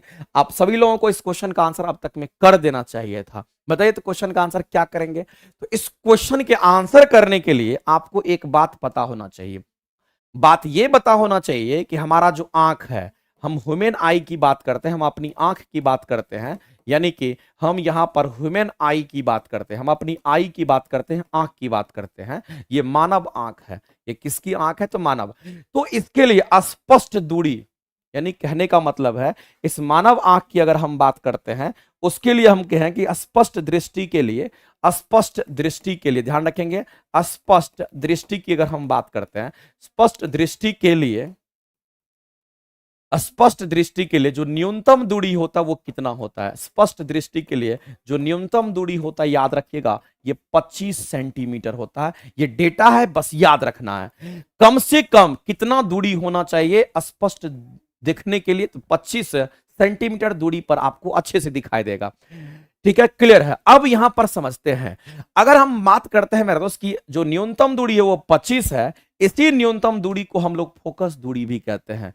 इसी न्यूनतम दूरी को हम लोग क्या कहते हैं यहां पर? इसी को हम लोग फोकस दूरी के नाम से भी जानते हैं। इसका मतलब है ये जो न्यूनतम दूरी है ये कैसी दूरी है? ये फोकस दूरी है। और फोकस दूरी को हम लोग यहां पर फोकल लेंथ के नाम से जानते हैं। ये हमारा क्या होगा? तो फोकल लेंथ। और फोकल लेंथ को हम किससे दिखाते हैं? यहां पर फोकल लेंथ को हम लोग किससे दिखाएंगे? इसको एफ से दिखाते हैं। ये क्लियर हो गया कि 25 सेंटीमीटर हो गया।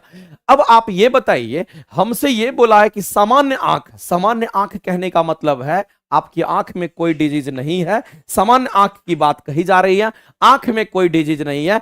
स्पष्ट दृष्टि के लिए कितना न्यूनतम दूरी? तो इतना होना चाहिए। अगर न्यूनतम दूरी उतना होगा तो फोकस लंबाई भी इतनी होनी चाहिए। दूसरी बात, उसके लिए संवेदन क्षमता यानी कि एकोमोडेशन पावर जो होना चाहिए वो कितना होना चाहिए? मेरे दोस्त एक बात याद रखिएगा, दो कंडीशन हम बताते हैं। यदि मान लेते हैं फोकस दूरी हमारा सेंटीमीटर में हो, किसमें हो? सेंटीमीटर। तो जो पावर का फॉर्मूला, शक्ति का फॉर्मूला लगेगा वो आपको 100 बटा क्या लगाना? एफ लगाना है। और यदि मान लेते हैं, यदि यहां पर ध्यान रखेंगे, यदि फोकस दूरी हमारा मान लेते हैं कि मीटर में अगर क्वेश्चन में दे रखा हो तो जो पावर का फॉर्मूला आपका लगेगा ये 1 में आपका एफ लगेगा। अब यहां पर फोकस दूरी आपका सेंटीमीटर में निकल के आ गया तो पावर का फॉर्मूला ये लगेगा। इसका मतलब है कि 100 बटा 25 करेंगे और ये कितना डी हो गया? तो ये 4D हो गया। और यानी कि 4D पावर, चूंकि आपसे क्षमता पूछा था, पावर पूछा है, तो पावर 4D होगा। इसमें कहीं से भी ऑप्शंस नहीं है तो कहेंगे उपयुक्त में से कोई नहीं। आंसर हमारा क्या होता? कहेंगे 4D is the right answer होता। बिल्कुल अजय जी, जिनके 4D है उनके बिल्कुल राइट है। ये फॉर्मूला कब लगाना है, ये कब लगाना वो पता रहेगा तब ना लगेगा, तो आपको ध्यान रखना पड़ेगा। और ये चीज ध्यान रखिएगा, ये क्वेश्चन आपका एक वन लाइनर क्वेश्चन में कभी कभी पूछता है। आगे चलते हैं। आगे आपके सामने बीपीएससी शिक्षक भर्ती 3.0 लक्ष्य बैच। ये लक्ष्य बैच से फेमस है। और ये पीआरटी वाले जो बच्चे हैं, जो पीआरटी की तैयारी करते हैं, पीआरटी कहने का मतलब 1 से लेकर के 5वीं क्लास तक की जो तैयारी करते हैं, उन भाई लोगों के लिए लास्ट समय में 6 to 8, 9, 10 के लिए नियुक्ति बैच, और 1 to 5 पीआरटी वाले जो बच्चे हैं उनके लिए लक्ष्य बैच। और आप सभी के लिए आप ये समझिए कि आपके लिए रामबाण होगा। इसमें हमने क्या किया है? 1500 क्वेश्चन का एकुमुलेशन रखा है। और 1500 क्वेश्चंस नहीं, आपको 4-5 हजार क्वेश्चन तक हम इसके माध्यम से पहुंचाएंगे। ये भी क्वेश्चंस आपके एनसीईआरटी बेस्ड यहां पर हमने रखा है। ठीक है, और आप इसको भी यहां पे ज्वाइन करके आप यहां से एंजॉय कर सकते हो। जो लोग पीआरटी वाले होंगे, जो लोग यहां पर 6 to 8 या 9, 10 वाले होंगे, या कॉमन पेपर जिसका साइंस का क्वेश्चन रहता है, वो लोग भी कर सकते हैं, उनको भी हानि नहीं करेगा। 6 to 8, 9, 10 के लिए आप नियुक्ति बैच को आप लीजिए। और अगर आप पीआरटी की तैयारी करते हैं, बीपीएससी लक्ष्य बैच पीआरटी के लिए आप यहां से कवर कर सकते हैं। आगे हमारा है तापीय अपघटन बोला है। मेरे दोस्त, जब कभी भी तापीय अपघटन की बात करता है, इसका मतलब है कि हम उष्मा दे करके क्या करेंगे। जैसे गर्म करके किसी चीज को गर्म करते हैं ना, तो उसको तापीय अपघटन कहते हैं। गर्म करके टूट के अलग हो जाता है, उसको बोलते हैं तापीय अपघटन। इसका मतलब ये तो क्लियर होगा, इसमें उष्मा देना है के दौरान क्या होगा के दौरान अमोनियम नाइट्रेट उत्पन्न करता है। इसका मतलब ये कहना चाह रहा है कि जब आप तापीय अपघटन करते हैं तो अमोनियम नाइट्रेट जो है ये क्या उत्पन्न करता है ये पूछ रहा है। तो अमोनियम नाइट्रेट हमारा क्या होगा, तो अमोनियम कहने का मतलब NH4, नाइट्रेट कहने का मतलब NO3। जब आप इसको मेरे भाई गर्म करोगे तो गर्म करने के लिए डेल्टा का साइन दिखाते हैं, जब गर्म करोगे तो ये टूट जाएगा, अलग हो जाएगा, और ये किसका निर्माण करेगा, तो कहेंगे ये हमारा निर्माण करेगा, तो ये नाइट्रस ऑक्साइड्स बनाता है और कुछ जल की मात्रा इवेपोरेट कर जाएगी, वाष्पीकृत हो जाती है, तो ये दो चीजें बनाती है जिसको नाइट्रस ऑक्साइड्स के नाम से भी हम लोग जानते हैं, और साथ में H2O। यानी इस क्वेश्चन के आंसर करेंगे ऑप्शन नंबर बी। लेकिन समझना है ये जो हमारा नाइट्रस ऑक्साइड्स है, ये जो हमारा नाइट्रस ऑक्साइड्स है, इसको हम लोग क्या कहते हैं, तो याद रखना ये हमारा यहां पर नाइट्रस ऑक्साइड्स है, और इसको हम लोग क्या कहते हैं, इस नाइट्रस ऑक्साइड्स को हम लोग यहां पर लाफिंग गैस की तरह जानते हैं। इसको हम लोग क्या कहेंगे, तो ये हमारा लाफिंग गैस होता है जिसको हम लोग कहते हैं। और इसी गैस का इस्तेमाल करके पहले के जमाने में लोगों को क्या करता था, हंसा हंसा करके बेहोश कर दिया जाता था, इसीलिए इसको लाफिंग गैस कहते हैं। और हंसा हंसा करके बेहोश करके तब उसका सर्जरी होता था, ट्रीटमेंट होता था। पहले के जमाने में इतना हमारा टेक्नोलॉजी डेवलप नहीं किया था, तब आपने गर्म करके ये बना दिया। तो इस क्वेश्चन के हमारे आंसर्स यहां पर आ गए। ऑप्शन नंबर हमारा क्या होगा मेरे दोस्त, यहां पर बी ऑप्शन हमारे राइट होंगे। बैलेंस करना होगा तो 2 से मल्टीप्लाई कर दो, बैलेंस हो जाएगा, इसमें कहीं से कोई दिक्कत नहीं है। तो इसमें अगर आपको बैलेंस करना होगा तो आप यहां से कर सकते हैं। यहाँ 2 गो नाइट्रोजन है, यहाँ 2 गो नाइट्रोजन है, यहाँ 4 गो हाइड्रोजन है, यहाँ 4 हाइड्रोजन हो गया, यहाँ 3 गो ऑक्सीजन है, यहाँ पर 1 ऑक्सीजन, यहाँ 2 ऑक्सीजन, बैलेंस हो गया। आगे चलते हैं। अगला क्वेश्चन हमारा दे रखा है कि तलवार जैसी संरचना, यहां पर कह रहा है कैसी, तो तलवार जैसी। देखो यहां पर कह रहा है तलवार जैसी चोंच वाले, यानी कि तलवार जैसी चोंच वाले हमिंग बर्ड के बारे में विशेषता क्या है। हमिंग बर्ड आप जानते हैं मेरे दोस्त, अगर हमिंग बर्ड की बात करते हैं, किसकी बात करते हैं हम लोग, अगर हम लोग यहां पर हमिंग बर्ड की बात करते हैं, ये जो हमिंग बर्ड है इसकी अगर हम बात करते हैं, गुंजन चिड़िया को कहते हैं। किसको बोलते हैं, तो जो गुंजन चिड़िया होता है इसी को हम लोग हमिंग बर्ड कहते हैं। अब ये जो गुंजन चिड़िया होता है यही हमारा क्या होगा, कहेंगे पूरे देश की सबसे छोटी चिड़िया, यानी कि सबसे छोटी चिड़िया में से इसका शुमार है। तो सबसे अगर कोई छोटी चिड़िया है, तो सबसे अगर कोई छोटी चिड़िया अगर कोई है, सबसे छोटी चिड़िया, तो हमिंग बर्ड होता है। दूसरी बात, ये गुंजन चिड़िया जो होता है ये पीछे की तरफ भी उड़ती है, याद रखना पीछे की और भी ये उड़ती है, इस बात को ध्यान, पीछे की और भी क्या होती है, तो कहेंगे यहां पर ये उड़ती है, इस बात को ध्यान रखेंगे। तो इसकी जो चोंच होती है वो तलवार के जैसी नुकीली होती है, जैसा हम लोग हमिंग बर्ड के बारे में बात करते हैं। तो तलवार के जैसे जो चोंच वाली होती है हमिंग बर्ड, उसकी विशेषता यही है कि इसकी चोंच यह विश्व की सबसे छोटी चिड़िया मानी जाती है। तो सबसे पहला विशेषता तो हमारा ये हो गया। दूसरा सबसे बड़ा खासियत है कि ये पीछे की तरफ भी उड़ती है, और तीसरा सबसे बड़ा चीज आपको ध्यान रखना, इसकी चोंच जो होती है तलवार जैसी होती है, यानी धारदार होती है, और धारदार तभी होगी जब कहेंगे उसका चोंच बहुत हार्ड होगा। बता दिए। चलिए आगे चलते हैं, अगला क्वेश्चन देखते हैं। जब कोई पिंड गुरुत्वीय क्षेत्र के अधीन, मेरे दोस्त कैसा बोला है कि जब कोई वस्तु या जब कोई पिंड की हम बात करते हैं वो हमारा कैसे, तो गुरुत्वीय क्षेत्र के अधीन ऊर्ध्वाधर तल में एक वक्र पथ पर हमारा क्या करता है, गति करता है, तो पिंड की गति क्या होगी ये बोला गया है। अब आप समझिएगा, आपसे बोला गया जब कोई पिंड की बात करते हैं गुरुत्वीय क्षेत्र के अधीन बोला गया है, मेरे दोस्त हम सभी लोग जानते हैं कि ये हमारा क्या है, तो पृथ्वी है। और इस पृथ्वी की जब हम बात करते हैं तो यहां पर हमारा ये पृथ्वी का मास होता है, और पृथ्वी के चारों तरफ यहां पर अगर देखिएगा तो पृथ्वी के चारों तरफ इतना दूर से हम मान लेते हैं ये पृथ्वी है, तो इस पृथ्वी का अपना गुरुत्वाकर्षण क्षेत्र होगा। ये पृथ्वी है, इस पृथ्वी का ये गुरुत्वाकर्षण क्षेत्र होगा। ये हमारा पृथ्वी है, ये पृथ्वी का ये क्या है मेरे भाई, तो कहेंगे ये पृथ्वी का हमारा यहां पर गुरुत्वाकर्षण क्षेत्र है।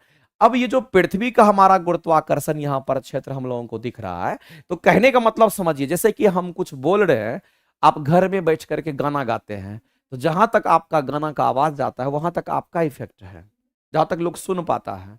उसी तरीके से जो हमारा पृथ्वी के अंदर ऐसा एक शक्ति है जो किसी भी वस्तु को आकर्षित करती है, हमेशा खींचती है। पेन है, इसको छोड़ देंगे पृथ्वी खींच लेगी, पृथ्वी खींचती है, आकर्षित बल लगाती है। तो अगर हम बात करते हैं कि पृथ्वी अगर आकर्षित बल लगाते हैं किसी भी वस्तु का, तो वह कहां तक लगा सकती है, तो एक दायरा है उसका भी, वह अपना जहां तक उस वस्तु को खींच सकती है वहां तक उसका हमारा चुंबकीय क्षेत्र कहलाता है। सॉरी, वहां तक हमारा क्या होगा, तो कहेंगे वो हमारा चुंबकीय क्षेत्र कहलाता है, जहां तक वो खींच पाता है। तो मान लेते हैं कि ये जो है इसको हम लोग क्या दिए कि ये हमारा कौन सा क्षेत्र है, तो चुंबकीय क्षेत्र है, यहां तक इसको ये खींच पाएगा। अब यहां पर सॉरी, ये चुंबकीय नहीं, ये गुरुत्वाकर्षण का क्षेत्र है, यहां से यहां तक हमारा गुरुत्वाकर्षण का क्षेत्र है। इसके बाहर अगर कोई वस्तु होगा तो गुरुत्वाकर्षण काम नहीं करेगा। अब कह रहा है कि जब कोई पिंड, जब कोई वस्तु गुरुत्वीय क्षेत्र के अधीन गुरुत्वाकर्षण ऊर्ध्वाधर तल में एक वृक्क, ऊर्ध्वाधर तल के एक वृक्क पर, मेरे दोस्त यहां पर समझना है, यहां पर यह कहना चाह रहा है क्या कि ऊर्ध्वाधर तल में एक वक्र पथ पर, तो ऊर्ध्वाधर में एक वक्र बोला है, कर्व पथ पर बोला है। इसका मतलब है कि अगर आप मान लेते हैं कि कोई वस्तु हमारा यहां पर है और उसके अधीन गति कर रहा है, मान लेते हैं कि जैसे हमारा ऐसे गति कर रहा है, समझते हैं, ये ऐसे गति कर रहा है, ऐसे गति कर रहा, ऐसे गति कर रहा है। अगर मान लेते कि यहां गति करते करते यहां पहुंच गया, जब यहां गति करेगा, यहां जब गति करेगा तो ये ऐसी परिस्थिति में, जब ऐसे गति करेगा तो ऐसी परिस्थिति में ये ऐसा पाथ लेगा।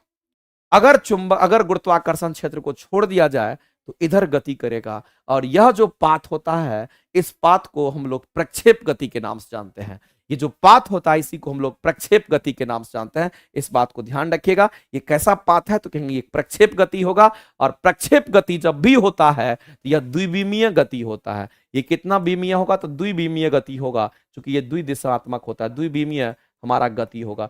द्विविमीय गति कहने का मतलब है ये आगे भी जा रहा है और नीचे भी गिर रहा है, द्विविमीय गति हमारा होगा। इसलिए इस क्वेश्चन का आंसर हम लोग बी आंसर राइट करेंगे। ठीक है, आगे चलते हैं।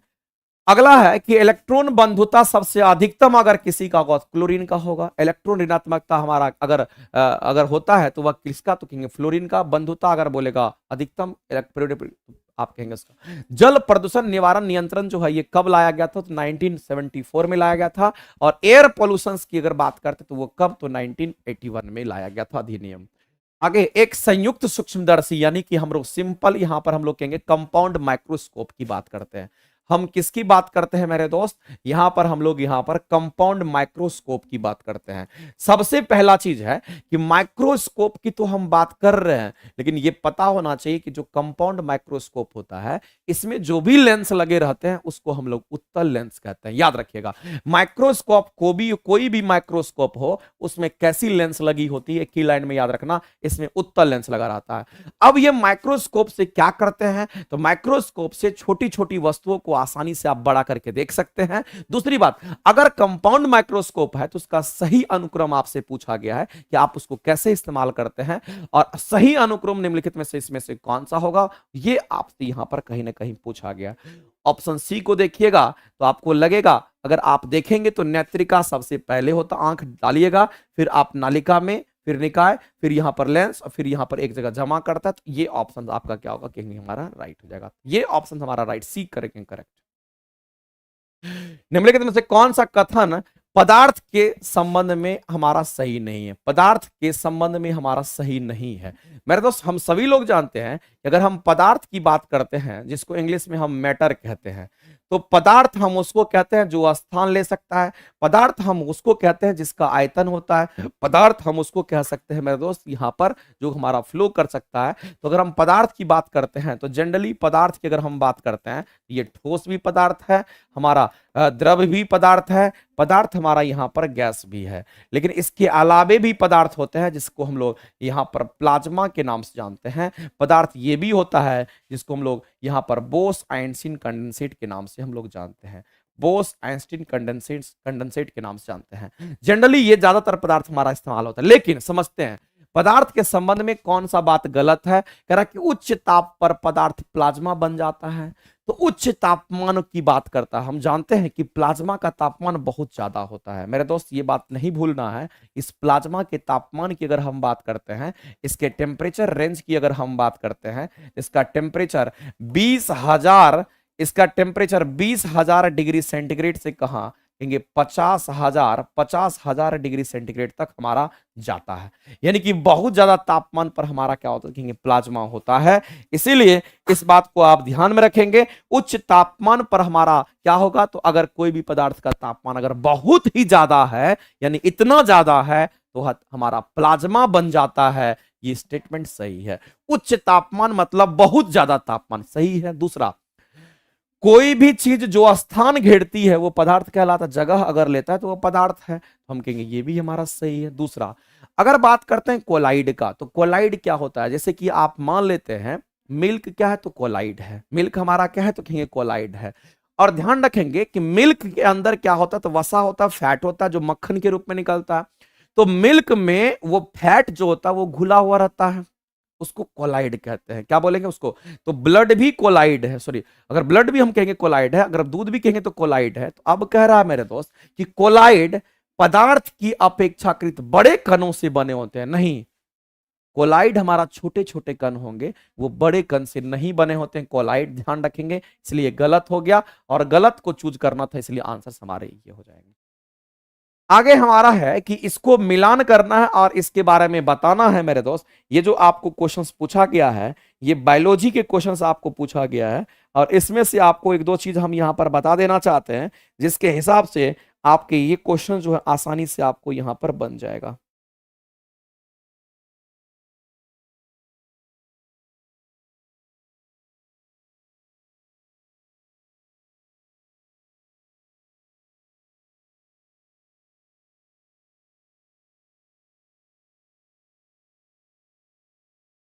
सबसे पहला चीज है मेरे दोस्त, समझिएगा, ये प्रोसेस आपको बुझा जाएगा, समझिएगा। सबसे पहला चीज हमारा क्या है, तो कहेंगे यहां पर फर्टिलाइज एग है। सबसे पहला चीज है हमारा क्या, तो कहेंगे यहां पर फर्टिलाइज एग है। अगर हम फर्टिलाइज एग की बात करते हैं, तो ये फर्टिलाइज एग से हमारा क्या बनेगा, तो यहां पर हमारा ये जो निर्माण करता है फर्टिलाइज एग से, ध्यान रखेंगे ये किसका निर्माण करेगा, तो ये सेल जो है ये हमारा क्या कहेंगे, ये हमारा इम्ब्रियो में डेवलप करता है, EMBREO, इम्ब्रियो, और प्लेसेंटा का निर्माण करता है। जब बच्चा भ्रूण अवस्था में होता है तो सबसे पहले यही डेवलप करता है। तो इस स्टेज को हम लोग क्या कहते हैं, तो इस स्टेज को हम लोग यहाँ पर टोटी पेटेंट के नाम से जानते हैं। इसको हम लोग टोटी पोटेंट के नाम से जानते हैं। ये हमारा क्या कहलाता है, टोटी पोटेंट कहलाता है। अब एम्ब्रियो जब डेवलप करता है तो इसके बाद हम कहते हैं कि ऐसे केस में हमारा क्या होता है, ये कंप्लीट एम्ब्रियो बनता है। यहाँ पर क्या बनेगा, ये हमारा यहाँ पर कंप्लीट एम्ब्रियो का निर्माण करता है। ये कंप्लीट एम्ब्रियो का निर्माण करता है। इस प्रोसेस को हम लोग क्या बोलते हैं, यहां पर प्लूरीपोटेंट के नाम से जानते हैं। इसको प्लूरीपोटेंट हम लोग कहते हैं। इसके बाद अगर हम बोलते हैं, इसके बाद जो होता है ये बहुत कुछ का डेवलपमेंट होता है, उनके शारीरिक विकास का डेवलपमेंट होता है। आप सीधे समझिए, इनमें शारीरिक विकास का डेवलपमेंट होता है। इसके बाद हमारा क्या होगा, तो उस शिशु का जो शारीरिक विकास होता है, यहां पर इन शिशु का शारीरिक विकास होने लगता है। मेरे दोस्त कहने का मतलब ये है, इसको मल्टीपोटेंट कहा गया है। इसको हम लोग क्या कहेंगे, तो इसको यहां पर मल्टीपोटेंट के नाम से जानते हैं। ये कैसा है, तो कहेंगे इसको मल्टीपोटेंट। अब समझते हैं गौर से, यहां पर आपका एक टर्म हमारा टूटी पेटेंट, एक हमारा प्लूरीपोटेंट, और एक हमारा मल्टीपोटेंट। मल्टीपोटेंट में सब कुछ हाथ पैर सब कुछ बनने लगता है, शारीरिक विकास होता है। लेकिन टोटी पेटेंट में हमारा क्या होगा, तो जो फर्टिलाइज एग होता है वो हमारा किसमें, तो भ्रूण में वो हमारा बदलता है। यानी कहने का मतलब है ए ऑप्शन जो होगा उसका हम लोग क्या कहेंगे, तो हमारा जब कभी भी जानते हैं हम लोग कि अगर मान लेते हैं फर्टिलाइज एग क्या करता है, तो युग्मनज का निर्माण करता है, जायगोट का निर्माण करता है, जायगोट बनाएगा फर्टिलाइज करके। दूसरी बात, अगर प्लूरीपोटेंट हो रहा है तो इसमें किसका निर्माण करेगा, तो हम लोग कहेंगे जो प्लूरीपोटेंट होगा इस केस में यहां पर हम लोग कहेंगे भ्रूणीय स्तंभ यहां पर निर्माण करता है। यानी कि इसका आप कहेंगे कि बी का 1 हो जाएगा। ए का 2 बी का 1, ए का 2 बी का 1, ए का 2 तो यहां भी है, ए का 2 यहां भी है, बी का 1 यहां पे है, बी का 1 यहां होगा। ठीक है, मल्टीपोटेंट में पूरा शरीर का निर्माण होने लगता है। इसका मतलब है कि मल्टीपोटेंट में क्या होगा, कहेंगे यहां पर इसको हम लोग 4 के साथ भेजेंगे, क्योंकि अस्थि मज्जा वगैरह बनने लगता है, हड्डी वगैरह। तो सी का क्या होगा, तो कहेंगे 4 हो गया। अब बचा यूनिपोटेंट। यूनिपोटेंट में हमारा क्या होगा, तो कहेंगे स्किन का निर्माण होता है। ये हमारा हो गया। ये बच्चे की जो ग्रोथ होती है गर्भ में, माँ के गर्भ में जो बच्चे का ग्रोथ होता है, तो उसी का ये स्टेप है। इसी स्टेप को ध्यान में रखेंगे। ठीक है, तो याद रखेंगे।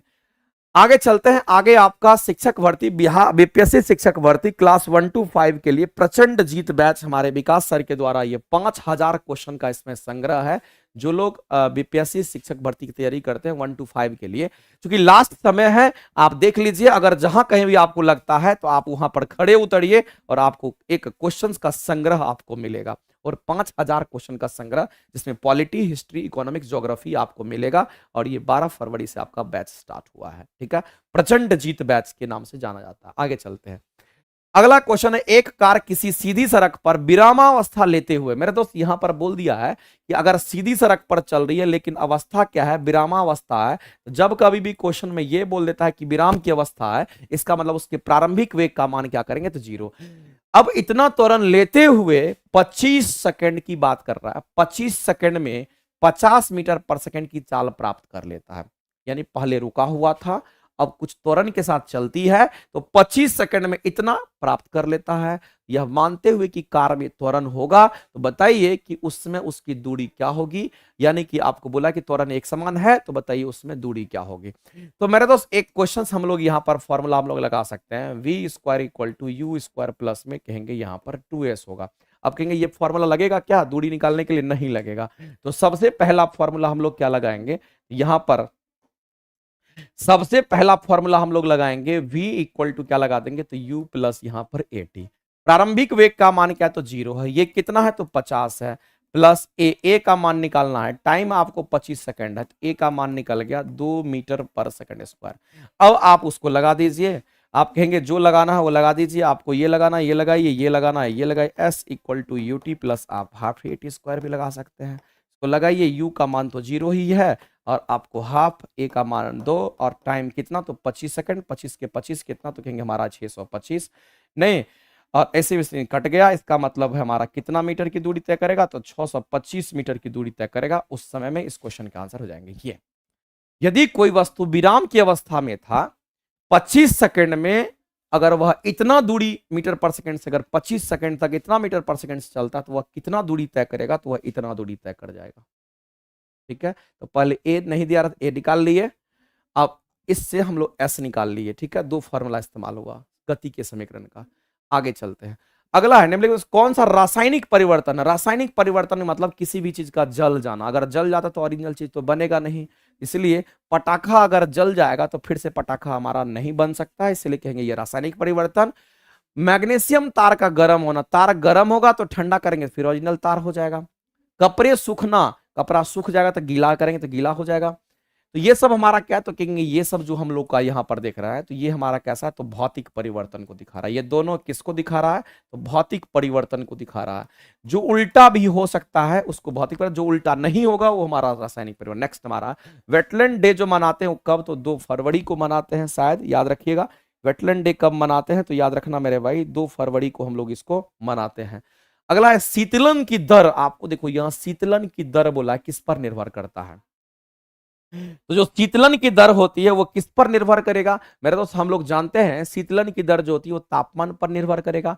अगर मान लेते हैं कोई भी चीज ठंडा होता है, अगर ज्यादा तापमान पर होगा तो ठंडा होने में समय लगेगा, कम तापमान पर है तो जल्दी ठंडा होगा। इसका मतलब कहीं ना कहीं आप कह सकते हैं तापमान पर तो निर्भर करता है। तो बॉडी और उसके आसपास की चीज के बीच का जो तापमान, मान लेते हैं ये पेन है, ये 50 डिग्री पर है, और बाहर का जो तापमान है वो मान लेते 49 डिग्री है। इसके ठंडा होने का जो दर होगा, इसको बहुत ज्यादा टाइम लगेगा ठंडा होने में। अगर ये 50 डिग्री पर बाहर का तापमान अगर 2 डिग्री है तो तुरंत ठंडा हो जाएगा, तुरंत ये ले लेगा हीट बाहर वाला और जल्दी ठंडा हो जाएगा। तो अगर इसके ठंडा होने की दर यानी कि शीतलन की दर की बात कर रहा है, तो हम कहते हैं तापमान में अंतर पर भी निर्भर करता है। इसका मतलब है आसपास की चीजों के बीच में तापमान में जो अंतर, अगर तापमान में ज्यादा अंतर होगा तो जल्दी ठंडा होगा, तापमान में कम अंतर होगा तो धीरे धीरे ठंडा होगा। तो ये तो हमारा हो गया दूसरा, ये सही है। विकिरण सतह की प्रकृति कैसी है, इसका मतलब है कि जो वस्तु हमारा विकिरण रेडिएशन एमिट करती है उस वस्तु पर भी निर्भर करेगा। जैसे मान लेते कोई लोहा है, कोई लकड़ी है, तो लोहा जल्दी उष्मा का संचरण करता है, लकड़ी धीरे धीरे करता है, तो वहां पर भी हम कहेंगे शीतलन की दर, लोहा जल्दी ठंडा होगा, लकड़ी धीरे धीरे ठंडा होगा, हम कहेंगे उस पर भी निर्भर करेगा। अगला है कि विकिरण की सतह का क्षेत्र, अगर सतह का क्षेत्र ऐसे खुला हुआ जल्दी ठंडा होगा, वही गोल बना हुआ तो धीरे धीरे ठंडा होगा। ये भी हमारा होगा। तो इसमें से इस क्वेश्चन के अगर आंसर करेंगे तो उपयुक्त में से हमारा एक से अधिक राइट हो जाएगा। अगला क्वेश्चन है, यदि पृथ्वी की त्रिज्या कितनी है मेरे भाई? यदि पृथ्वी की त्रिज्या r है और g उसके तल पर गुरुत्वीय त्वरण है, यानी कि g जो है उसके पृथ्वी के सतह पर है, तो उसका घनत्व आपसे पूछा गया है। मेरे दोस्त आपसे यहां पर घनत्व के बारे में चर्चा किया है। हम सभी लोग जानते हैं, अगर हम इस पृथ्वी की बात करते हैं, यानी इस अर्थ की बात करते हैं, तो हमको पता है कि अर्थ का जो आकार है वो कैसा है। हम सभी लोग ऐसा मान के चलते हैं क्वेश्चन को सॉल्व करने के लिए कि अर्थ का जो आकार है वो स्फीयर है। अर्थ का आकार कैसा स्फीयर है, यानी कि गोलाकार है। कैसा है मेरे भाई? तो आकार यहाँ पर स्फीयर है, गोलाकार है। और स्फीयर की अगर बात करते हैं, अब यहां पर समझते हैं, चूंकि हमसे पूछा है घनत्व, और घनत्व को रो से दिखाते हैं, डेंसिटी इक्वल टू होता है मास पर यूनिट, क्या तो कहेंगे वॉल्यूम। इसका मतलब है कि इस पृथ्वी का मास और पृथ्वी का वॉल्यूम, तो पृथ्वी अगर हमारा स्फेरिकल होता है, और ये मान लेते कि हमारा पृथ्वी है गोलाकार और इसकी त्रिज्या अगर r है, तो इस ये स्फेयर अगर हमारा बन गया, तो इस स्फेयर का हम लोग वॉल्यूम निकाल सकते हैं, और स्फेयर का जो वॉल्यूम होता है 4/3 पाई r क्यूब होगा। चलो वॉल्यूम पता चल गया। मास, मास कैसे निकलेगा? अगर पृथ्वी है तो पृथ्वी का टोटल मास उसके सेंटर पर होता है। तो यहां पर एक और रिलेशन हम लोग को मिलता है कि स्मॉल g की बात करते हैं तो ये gm अपॉन में r² होगा। अब ये m जो है पृथ्वी का मास है, यहां से हम लोग क्या करेंगे, इस फॉर्मूला से इस m को बाहर करेंगे। m को बाहर करेंगे तो g इंटू हमारा r² होगा, और किससे डिवाइड करेंगे तो कैपिटल G से। तो चलो द्रव्यमान भी निकल गया। अब इस द्रव्यमान के जगह पर हम कहेंगे कि ये हमारा g r² डिवाइडेड में क्या करेंगे कैपिटल G, और वॉल्यूम हमारा कितना होगा तो कहेंगे यहाँ पर 4/3, और ये हमारा पाई r क्यूब। अब इसको अगर सॉल्व कर लीजिएगा तो आप देख लीजिए इसमें से क्या आपका बच जाता है। तो 3 ऊपर चला जाएगा, g ऊपर चला जाएगा, और आपका r² तो कट ही जाएगा, 3g आपका ऊपर चला गया, ये r² से ये कट गया, r बच गया, और यहां पर आपका क्या बच जाएगा देखेंगे, यहां पर 4g r आपका बच जाएगा। तो 3g डिवाइडेड बाय 4g पाई भी बच जाएगा, ये बच गया। ये हमारा घनत्व तो यहां पर बचा हुआ उस पृथ्वी का मिल जाएगा। आंसर करेंगे सी। ऑप्शन कौन सा होगा मेरे भाई? सी करेक्ट हो जाएगा। सर मुझे आपका बैच लेना है तो कैसे लेंगे? कंचन पटेल का कहना है, पटेल जी आपको बैच मिल जाएगा, लेकिन आपको प्लेटफॉर्म बाय नवीन कुमार सिंह एप्लीकेशन पे जाना है। सबसे पहले तो आप लिख लीजिए और लिखिए प्लेटफॉर्म बाय नवीन कुमार सिंह। एप्लीकेशन का नाम है, प्ले स्टोर मोबाइल में होगा, उसमें जाइएगा, प्लेटफॉर्म बाय नवीन कुमार सिंह एप्लीकेशन सर्च कीजिएगा, उससे इनरोल हो जाइएगा। उसी में नियुक्ति बैच अगर चाहिए तो 2100 सर्च कीजिएगा तो नियुक्ति बैच आएगा। ठीक है, जो आपके 6 to 8 9 10th के लिए आपके लिए अच्छा है। ठीक है सर, 9 10th के लिए साइंस का 2100 वाला बैच चालू हो गया है क्या? बिल्कुल शुरुआत हो गया है मेरे भाई। अगर आप लेट हैं तो लेट हो जाओगे। एक दिन में 150 क्वेश्चंस को हम खींच रहे हैं, और 150 क्वेश्चंस कहने का मतलब एक दिन में 400 450 क्वेश्चन तक हम आपको करा रहे हैं, क्योंकि उसका डिटेल एक्सप्लेनेशन हम करके आपका उस बोर्ड पीडीएफ और क्वेश्चंस भी हम डाल चुके हैं उसमें। बहुत सारे बच्चे जुड़ करके उस चीज को कर रहे हैं, आपको भी पीछे नहीं रहना है, क्योंकि सफलता सब कुछ जब आप भेद लगा दीजिएगा, सारा आप प्रयास अपना लगा लीजिएगा, तब सफलता मिलती है। अगर कोई असफल इंसान, अगर मान लेते हैं, अगर जिसको ये नहीं पता कि सफलता कैसे मिलती है, उनसे पूछिएगा तो कहेगा कि अरे पढ़ लो हो जाएगा सफल। लेकिन जिसको सफलता मिलती है उनसे जाकर के पूछिएगा वह कितना रगड़ के, कितना मेहनत करके जाते हैं। इसलिए आपको लगता है कि सफल बनना है तो आप प्रैक्टिस कीजिए, नियुक्ति बैच से जुड़ जाइएगा। जो लोग नहीं जुड़े होंगे, साइंस का नियुक्ति बैच आपके लिए बहुत ही ज्यादा यूजफुल होगा, आप ये श्योर मानिए। ठीक है, चलिए टाइम बताइए। टाइम की जो क्लास, उसमें जो क्लासेस चलती है, मॉर्निंग में आपकी क्लासेस चलती है, मॉर्निंग में 8 बजे से लेकर के 9 बजे से लेकर के आपका 12 बजे, और इवनिंग में आपका 3 से 5 चलता है। 5 घंटे की क्लासेस हम साइंस में डेली कराएंगे आपको। ठीक है, बहुत जल्दी कवर कर देंगे, और 2100 क्वेश्चन आपका धुआं धुआं हो जाएगा। चलिए आगे चलते हैं। तत्व एक्स के ऑक्साइड्स बोला गया है, एक तत्व है हमारा जो कि एक्स है, उसके ऑक्साइड का निर्माण करना है आपको। ठीक है, एक तत्व हमारा एक्स है, जिस ऑक्साइड निर्माण करना है, जिसका सूत्र हमारा क्या तो X2O3 है। तो तत्व का एक्स का आवर्त सारणी में डैश की भांति समूह होने की संभावना क्या होगी? मेरे दोस्त अगर आप इसको देखेंगे इस सूत्र को, तो इस सूत्र को देख करके ही लग रहा है आवर्त सारणी में डैश में भांति समान होने की संभावना हमारा क्या होगा, तो कहेंगे यहां पर हो सकता है। तो इसमें जो होगा वही हो सकता है। तो अगर ऑक्साइड्स को अगर हम लोग देखेंगे तो जैसे एल्युमिनियम है, समझना गौर से, तो एल्युमिनियम हमारा क्या होगा, मान लेते हैं ये एल्युमिनियम एक्स को क्या मान रहे हैं यहां पर, समझना एक्स ये जो हमारा है, समझते हैं हम क्या किए हैं यहां पर, जो एक्स एलिमेंट हमारा था इस एक्स को हमने एल्युमिनियम माना। अब इसका एक फॉर्मूला हमारा बन रहा है X2O3 की हम बात करते हैं, इसका मतलब है इसका फॉर्मूला हमारा X को हम लोग मान लेंगे एल्युमिनियम, तो Al2O3 हो जाएगा। और यही तो एल्युमिनियम के ऑक्साइड्स हैं, यही हमारा क्या है, तो कहेंगे ये हमारा एल्युमिनियम के ऑक्साइड्स हैं। और ध्यान रखना मेरा, तो जो एल्युमिनियम के ऑक्साइड्स होते हैं इसका इस्तेमाल कहाँ पे, याद रखना इसका इस्तेमाल हम लोग सीमेंट वगैरह में करते हैं। सीमेंट को जल्दी अगर सेट कराना होता है, सीमेंट को जल्दी अगर जमाना होता है, सीमेंट को अगर जल्दी जमाना, जैसे आप मान लेते घर बनाते हैं, जो सीमेंट आप खरीद के लाते हैं, सीमेंट अगर जल्दी जमाना होता, जल्दी सेट कराना, जल्दी जमाना होगा, तो इसमें एल्युमिनियम ऑक्साइड्स के पाउडर इस्तेमाल होता है, जिसको एल्यूमिना के नाम से जानते हैं, याद रखेंगे। दूसरा बात, ये जो एल्यूमिना हमारा है इसको हम लोग क्या कहते हैं, तो ये हमारा उभयधर्मी होता है। ये कैसा होगा मेरे दोस्त, तो इसको हम लोग कहते हैं उभयधर्मी। और जो उभयधर्मी हम उसको कहते हैं जिसमें हम कहेंगे यहां पर धातु और अधातु, धातु या फिर आप ये कह सकते हैं, इसमें हम लोग कह सकते हैं यहां पर अम्ल और क्षार दोनों प्रकृति होता है। इसमें अम्लीय तथा क्षारीय की अगर हम बात करें, इसमें अम्लीय तथा क्षारीय दोनों प्रकृति होता है। इसमें अम्लीय तथा क्षारीय दोनों प्रकृति अगर होता है तो उसको हम लोग एल्यूमिना के नाम से जानते हैं, Al2O3। तो यहां पर एक ही को कंपाउंड हमारा बन सकता है, वो एल्युमिनियम का, ये सब नहीं बनेगा, ये नहीं बनेगा। आंसर करेंगे सी। तो ऑप्शन को भी देख करके दिमाग लगाना है, इन्हें कि बस ब्लैंक हो जाना है, दिमाग लगाना है। फिनाइल कीटोनुरिया रोग जो होता है, ये नामक रोग जो आप देखते हैं, ये अनुवांशिक डिजीज है। ये कैसा डिजीज है मेरे दोस्त, तो कहेंगे फिनाइल कीटोनुरिया रोग जो होता है ये कैसा डिजीज है, तो कहेंगे ये अनुवांशिक डिजीज है, इस बात को ध्यान रखेंगे। ये कैसी बीमारी है, तो ये अनुवांशिक बीमारी है, इस बात को ध्यान रखना, इसका कोई इलाज नहीं है। अनुवांशिक कोई भी अगर बीमारी होता है उसका कोई इलाज नहीं होता। सर नियुक्ति बैच टॉपिक वाइज है या मिक्स है, आमिर जी नियुक्ति बैच आपका मिक्स है, और कंप्लीटली बायोलॉजी फिजिक्स और केमिस्ट्री के क्वेश्चंस उसमें कंप्लीट तरीके से मिक्स करके आपको बनाया गया है। एनसीईआरटी और एससीईआरटी के क्वेश्चंस को ढूंढ ढूंढ करके उसमें डाल करके प्रीवियस ईयर के भी क्वेश्चंस को डाल करके बनाया गया है, तो बहुत हेल्प करेगा आपको। ठीक है सर, नियुक्ति बैच का एक डेमो क्लास दीजिए। डेमो क्लास की होता है, डेमो क्लास जो हम पढ़ा रहे हैं डेमो नहीं है।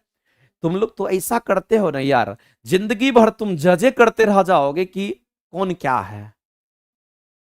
कभी भी ये सोचो कि समय कम है, कैसे जल्दी कवर करें, तो तुम डेमो के चक्कर में पड़ा। हम तुमको कह रहे हैं हम पढ़ाते हैं, हम बेवकूफ है तुम्हारे सामने में, तुमको ये लगता है। इसलिए कोई भी चीज अगर लिखते हो ना तो सोच करके लिखो, अगर हम तुमको कह रहे हैं तो उसके पीछे कुछ रीजन है। ठीक है सर, नियुक्ति बैच टॉपिक वाइज या मिक्स मिक्स रहेगा। ठीक है, कितना फी मिनिमम है रजनी सिंह जी, फी जो है आपको मात्र 299 रुपया है। 2100 क्वेश्चंस आपका बहुत ज्यादा है, उतना कराना है। बैच में अलग अलग क्वेश्चंस प्रैक्टिस होता है, या सर अगर जो बैच लिया है उसको यूट्यूब पर भी वीडियो देखना है। चलो क्या क्या लिखता है यार ऋचा वर्मा, हे भगवान। चलिए, जो नियुक्ति बैच हार्ड लेवल है क्या, नियुक्ति बैच का लेवल आपका 2-3 तरह के क्वेश्चन उसमें है, कुछ मॉडरेट, कुछ इजी और कुछ लेवल हाई भी है। सभी तरह के क्वेश्चंस इक्वेशन बेस्ड सारा सब कुछ कराया गया है। ठीक है, और कुछ किसी को पूछना है, चलिए हाँ आगे चलते स्मिता जी, आगे हम लोग बात करते हैं। जो फिनाइल कीटोनुरिया रोग होता है ये जेनेटिक डिसऑर्डर के कारण होता है, ये एक अनुवांशिक डिजीज होता है, ये जेनेटिक डिसऑर्डर के कारण होता है। ध्यान रखेंगे, अनुवांशिक बीमारी तो है, ये किसके कारण होता है, कहेंगे ये जेनेटिक डिसऑर्डर के कारण होता है, ये जेनेटिक डिसऑर्डर के कारण होता है। और ऐसे में क्या होता है कि जब जेनेटिक डिसऑर्डर कब होता है, तो कहेंगे जब शिशु की बात करते हैं, शिशु मतलब बच्चा यानी कि गर्भ में जब रहता है शिशु, तो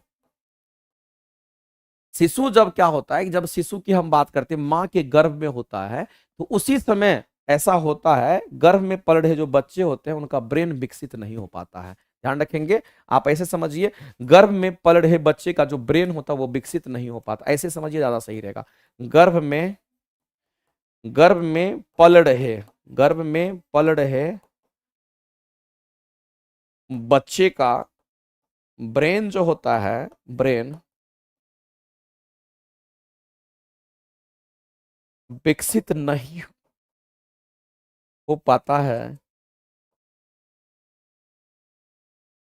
उसी को हम लोग क्या कहते हैं, यहां पर कहते हैं फिनाइल कीटोनुरिया रोग।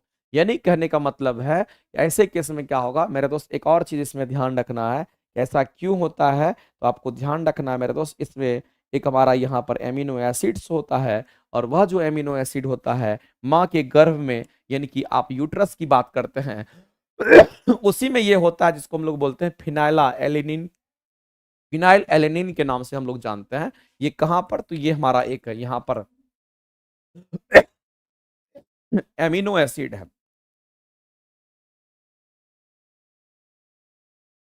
इसी के बढ़ जाने से ऐसा होता है। आगे चलते हैं, अगला क्वेश्चन हमारा है कि मनुष्य के द्विनेत्रीय दृष्टि अगर बोला तो इसका मतलब 150 डिग्री का आयाम वाला हमारा क्या क्षेत्र बनता है। और ध्यान रखना त्रिविमीय नहीं होता, थ्री डायमेंशनल नहीं होता, थ्री डी को आप नहीं देख सकते हैं। द्विनेत्रीय है तो टू डायमेंशनल को देखेंगे, और उसके लिए लगभग 150 डिग्री तक हमारा क्या होगा, तो वो घूम सकता है। इस क्वेश्चन का एक आंसर सही है, दूसरा गलत है, आंसर करेंगे केवल वन।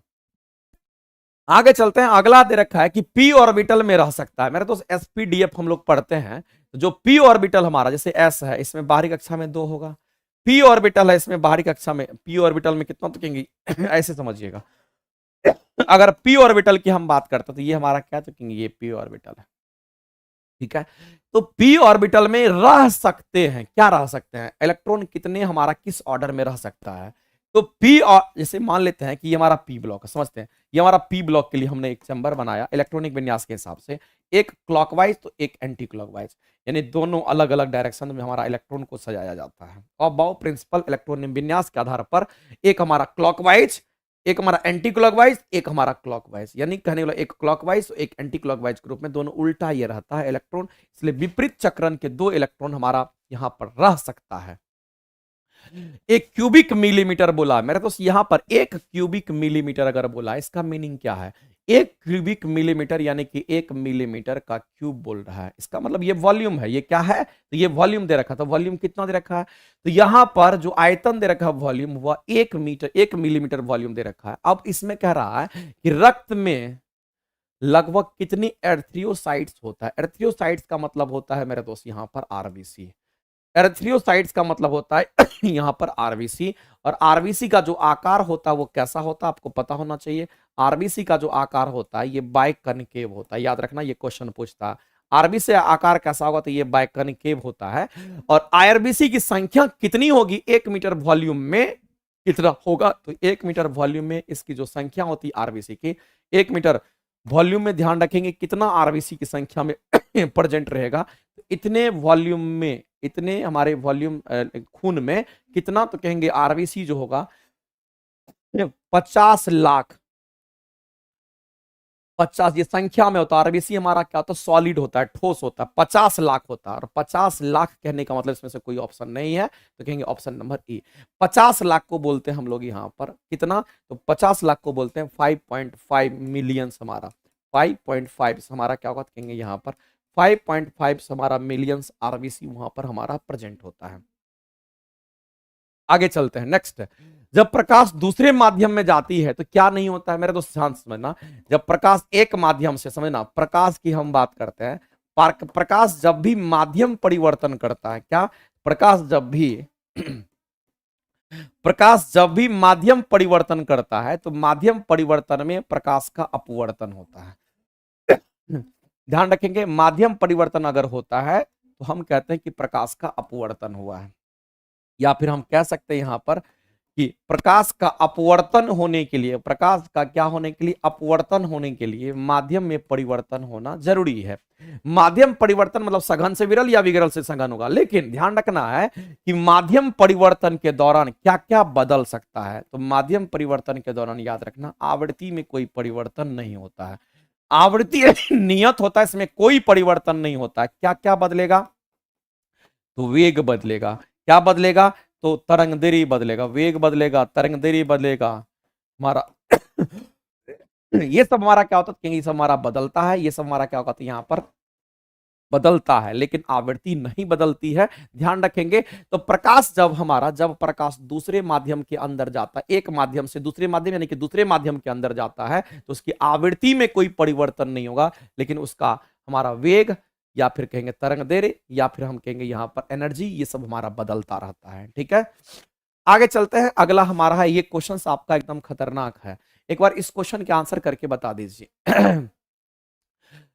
प्रज्ञा जी का क्या कहना है, एक बार पढ़ लेते हैं। प्रज्ञा यादव जी का कहता है, कहते हैं कि जेपी जी चाहते हैं, जेपी जी से चाहत बात कर लीजिए, वह रो रही है, क्या कर रहे हैं, उसकी तबीयत सही नहीं है, कई दिनों से खाना पीना छोड़ दी है, और गैंग भी आप ही जेपी यादव को समझा दीजिए, वो चाहत को छोड़कर इधर उधर गुटरू कर रहे, क्या लिख रही हैं। सर नियुक्ति बैच ऑनलाइन नहीं दिखा रहा है, पे तो रिकॉर्डेड भी मिलेगा या नहीं? मेरे दोस्त देखिए, अगर आप नियुक्ति बैच लोगे ना तो उसमें आपके रिकॉर्डेड क्लास अवेलेबल रहेंगे, उसमें आपके लाइव क्लासेस भी रहेंगे, उसमें मटेरियल भी होगा, उसमें बोर्ड पीडीएफ जो हम पढ़ा करके सेव करते हैं वो लिखा हुआ सब कुछ मिलेगा, रिवीजन करने में आप आसानी से उसको आप रिवीजन कर सकते हैं। ठीक है, नियुक्ति बैच आज ही लिया है तो ऐप के साथ यूट्यूब पर ही वीडियो देखना है या फिर क्या क्या लिख रहे हैं पता नहीं, भगवान जाने। चलिए यहाँ पर ऋचा जी हम लोग फोकस करते हैं, इस क्वेश्चन का आंसर करके बताइए। तो यहाँ देखिए, तो नासिर जी, इसमें एगो फर्जी का मैसेज करता है, उसको डिलीट मारिए। तो प्रज्ञा यादव जी, इसको पहले बताइए क्या क्या लिख रही हैं। चलिए यहाँ पर हम लोग फोकस करते हैं, समझिएगा। कह रहा कि KClO3 की हम बात करते हैं, KClO3 के कितनी मात्रा को गर्म करें, यानी KCl3 को गर्म करना है कि उतनी ही ऑक्सीजन की प्राप्ति हो जितनी ऑक्सीजन शुद्ध कार्बन के 12 ग्राम के जलाने पर मिलता है। तो शुद्ध कार्बन को अगर जलाना है ऑक्सीजन के साथ में तो आपको क्या मिलेगा, तो कार्बन डाइऑक्साइड मिलेगा। तो कार्बन को जलाने के लिए ऑक्सीजन की कितनी, तो कार्बन यहां पर पहले हम लोग फोकस करते हैं, जितनी ऑक्सीजन शुद्ध कार्बन के 12 ग्राम के जलने पर होता है। तो यहां पर अगर हम लोग देखते हैं, यहां पर हम लोग को इसके बारे में बात करना है, ठीक है, इन्हीं दोनों के बारे में। मेरे दोस्त हम लोग कहते हैं कि कार्बन, अगर कार्बन डाइऑक्साइड की बात करते हैं, ये हमारा कंप्लीट कंबसन हुआ है, ये हमारा कैसा, तो कहेंगे यहां पर कंप्लीट कंबसन हुआ है, अच्छे तरीके से हमारा जला है, क्योंकि उसमें बोला है शुद्ध कार्बन को जलाने के लिए आपको जितनी आवश्यकता होती है उतनी ही आपको कहां पर देना है, उतनी ऑक्सीजन आपका KCl3 के लिए। तो बताइए, कार्बन को अगर जलाने के लिए हमको यानी कि ऑक्सीजन इतना ही चाहिए, तो 12 ग्राम कार्बन को जलाने के लिए कितना ऑक्सीजन, तो कहेंगे यहां पर ऑक्सीजन का द्रव्यमान संख्या कितना, तो 16, 16 दूनी कितना, तो कहेंगे 32 ग्राम। यानी आप ये कह सकते हैं कि 32 ग्राम ऑक्सीजन की जरूरत यहां पर हम लोगों को, कह रहा है कि KCl3 की कितनी मात्रा को गर्म करने पर उतने ही ऑक्सीजन की प्राप्ति होती है जितना 12 ग्राम कार्बन को जलाते हैं। इसका मतलब है, अब हम लोग इस पर चलते हैं, तो KCl3 की बात करेंगे तो यहां पर हमारा क्या है, तो कहेंगे यहां पर KClO3 की बात करेंगे। अब KCl3 को हम लोग क्या करेंगे मेरे भाई, इसको हम लोग क्या करेंगे, तो यहां पर हम लोग गर्म करेंगे, और जब इसको आप गर्म कीजिएगा, इसका तापीय आप घटन कीजिएगा, तो ये टूटेगा, KCl बन जाएगा, अलग हो जाएगा, और साथ ही साथ KCl अगर अलग हो गया तो हमारे ऑक्सीजन जो है यहां से बाहर निकलेंगे। तो बैलेंस करना होगा, 3 से गुना कर दीजिए, तो 3 से अगर यहां करेंगे तो 3 से ऑक्सीजन हमारा हो गया, एक कैल्शियम, एक पोटासियम, एक पोटासियम, एक क्लोरीन, एक क्लोरीन हमारा यहां पर। इस रिएक्शन को अगर हम लोग देखेंगे, तो इस रिएक्शन को अगर हम लोग देखेंगे तो ये रिएक्शन हमारा क्या हो जाएगा, उसके बाद हम लोग देखेंगे यहां पर ये हमारा कहीं ना कहीं यहां पर बैलेंस हो गया। तो आप यहां पर गौर से देखिएगा, यहां पर अगर आप गौर से देखिएगा इस क्वेश्चन को, तो कुछ ऐसा ही समीकरण आपके सामने दे रखा है, तो कुछ ऐसा ही समीकरण आपके पास ये दे रखा है मेरे दोस्त। यहां पर एक चीज यहां पर छोड़ दिया है, उसको सही कर लेना, क्वेश्चन में ही एरर है, इस क्वेश्चन में सुधार कर लेना। यहां पर 2KCl3 था, क्वेश्चन में छूट गया है, इसको सुधार कर लेना। ये क्या है, तो कहेंगे यहां पर 2 छूटा हुआ क्वेश्चन में, तो यहां पर भी 2 होगा, अगर यहां 2 होगा तब तो यहां भी 2 होगा, ठीक है। और यहां पर चूंकि 3 दूनी 6 हो गया, तो यहां पर 6 करने के लिए तो गुना करना ही पड़ेगा 2 को, तो यहां पर ऐसा करते हैं, इसको हटाओ, यहां पर नहीं है, यहां पर KCl3 है। अगर यहां पर 3 गो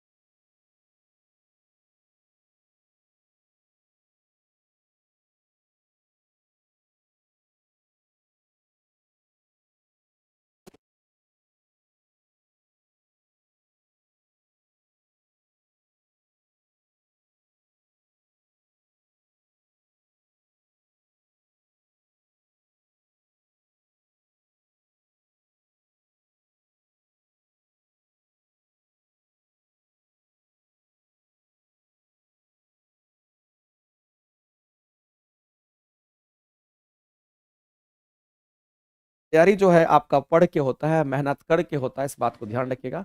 आज की क्लासेस आपका यहीं पर एंड होता है। मिलते हैं फिर हम लोग नेक्स्ट क्लास में।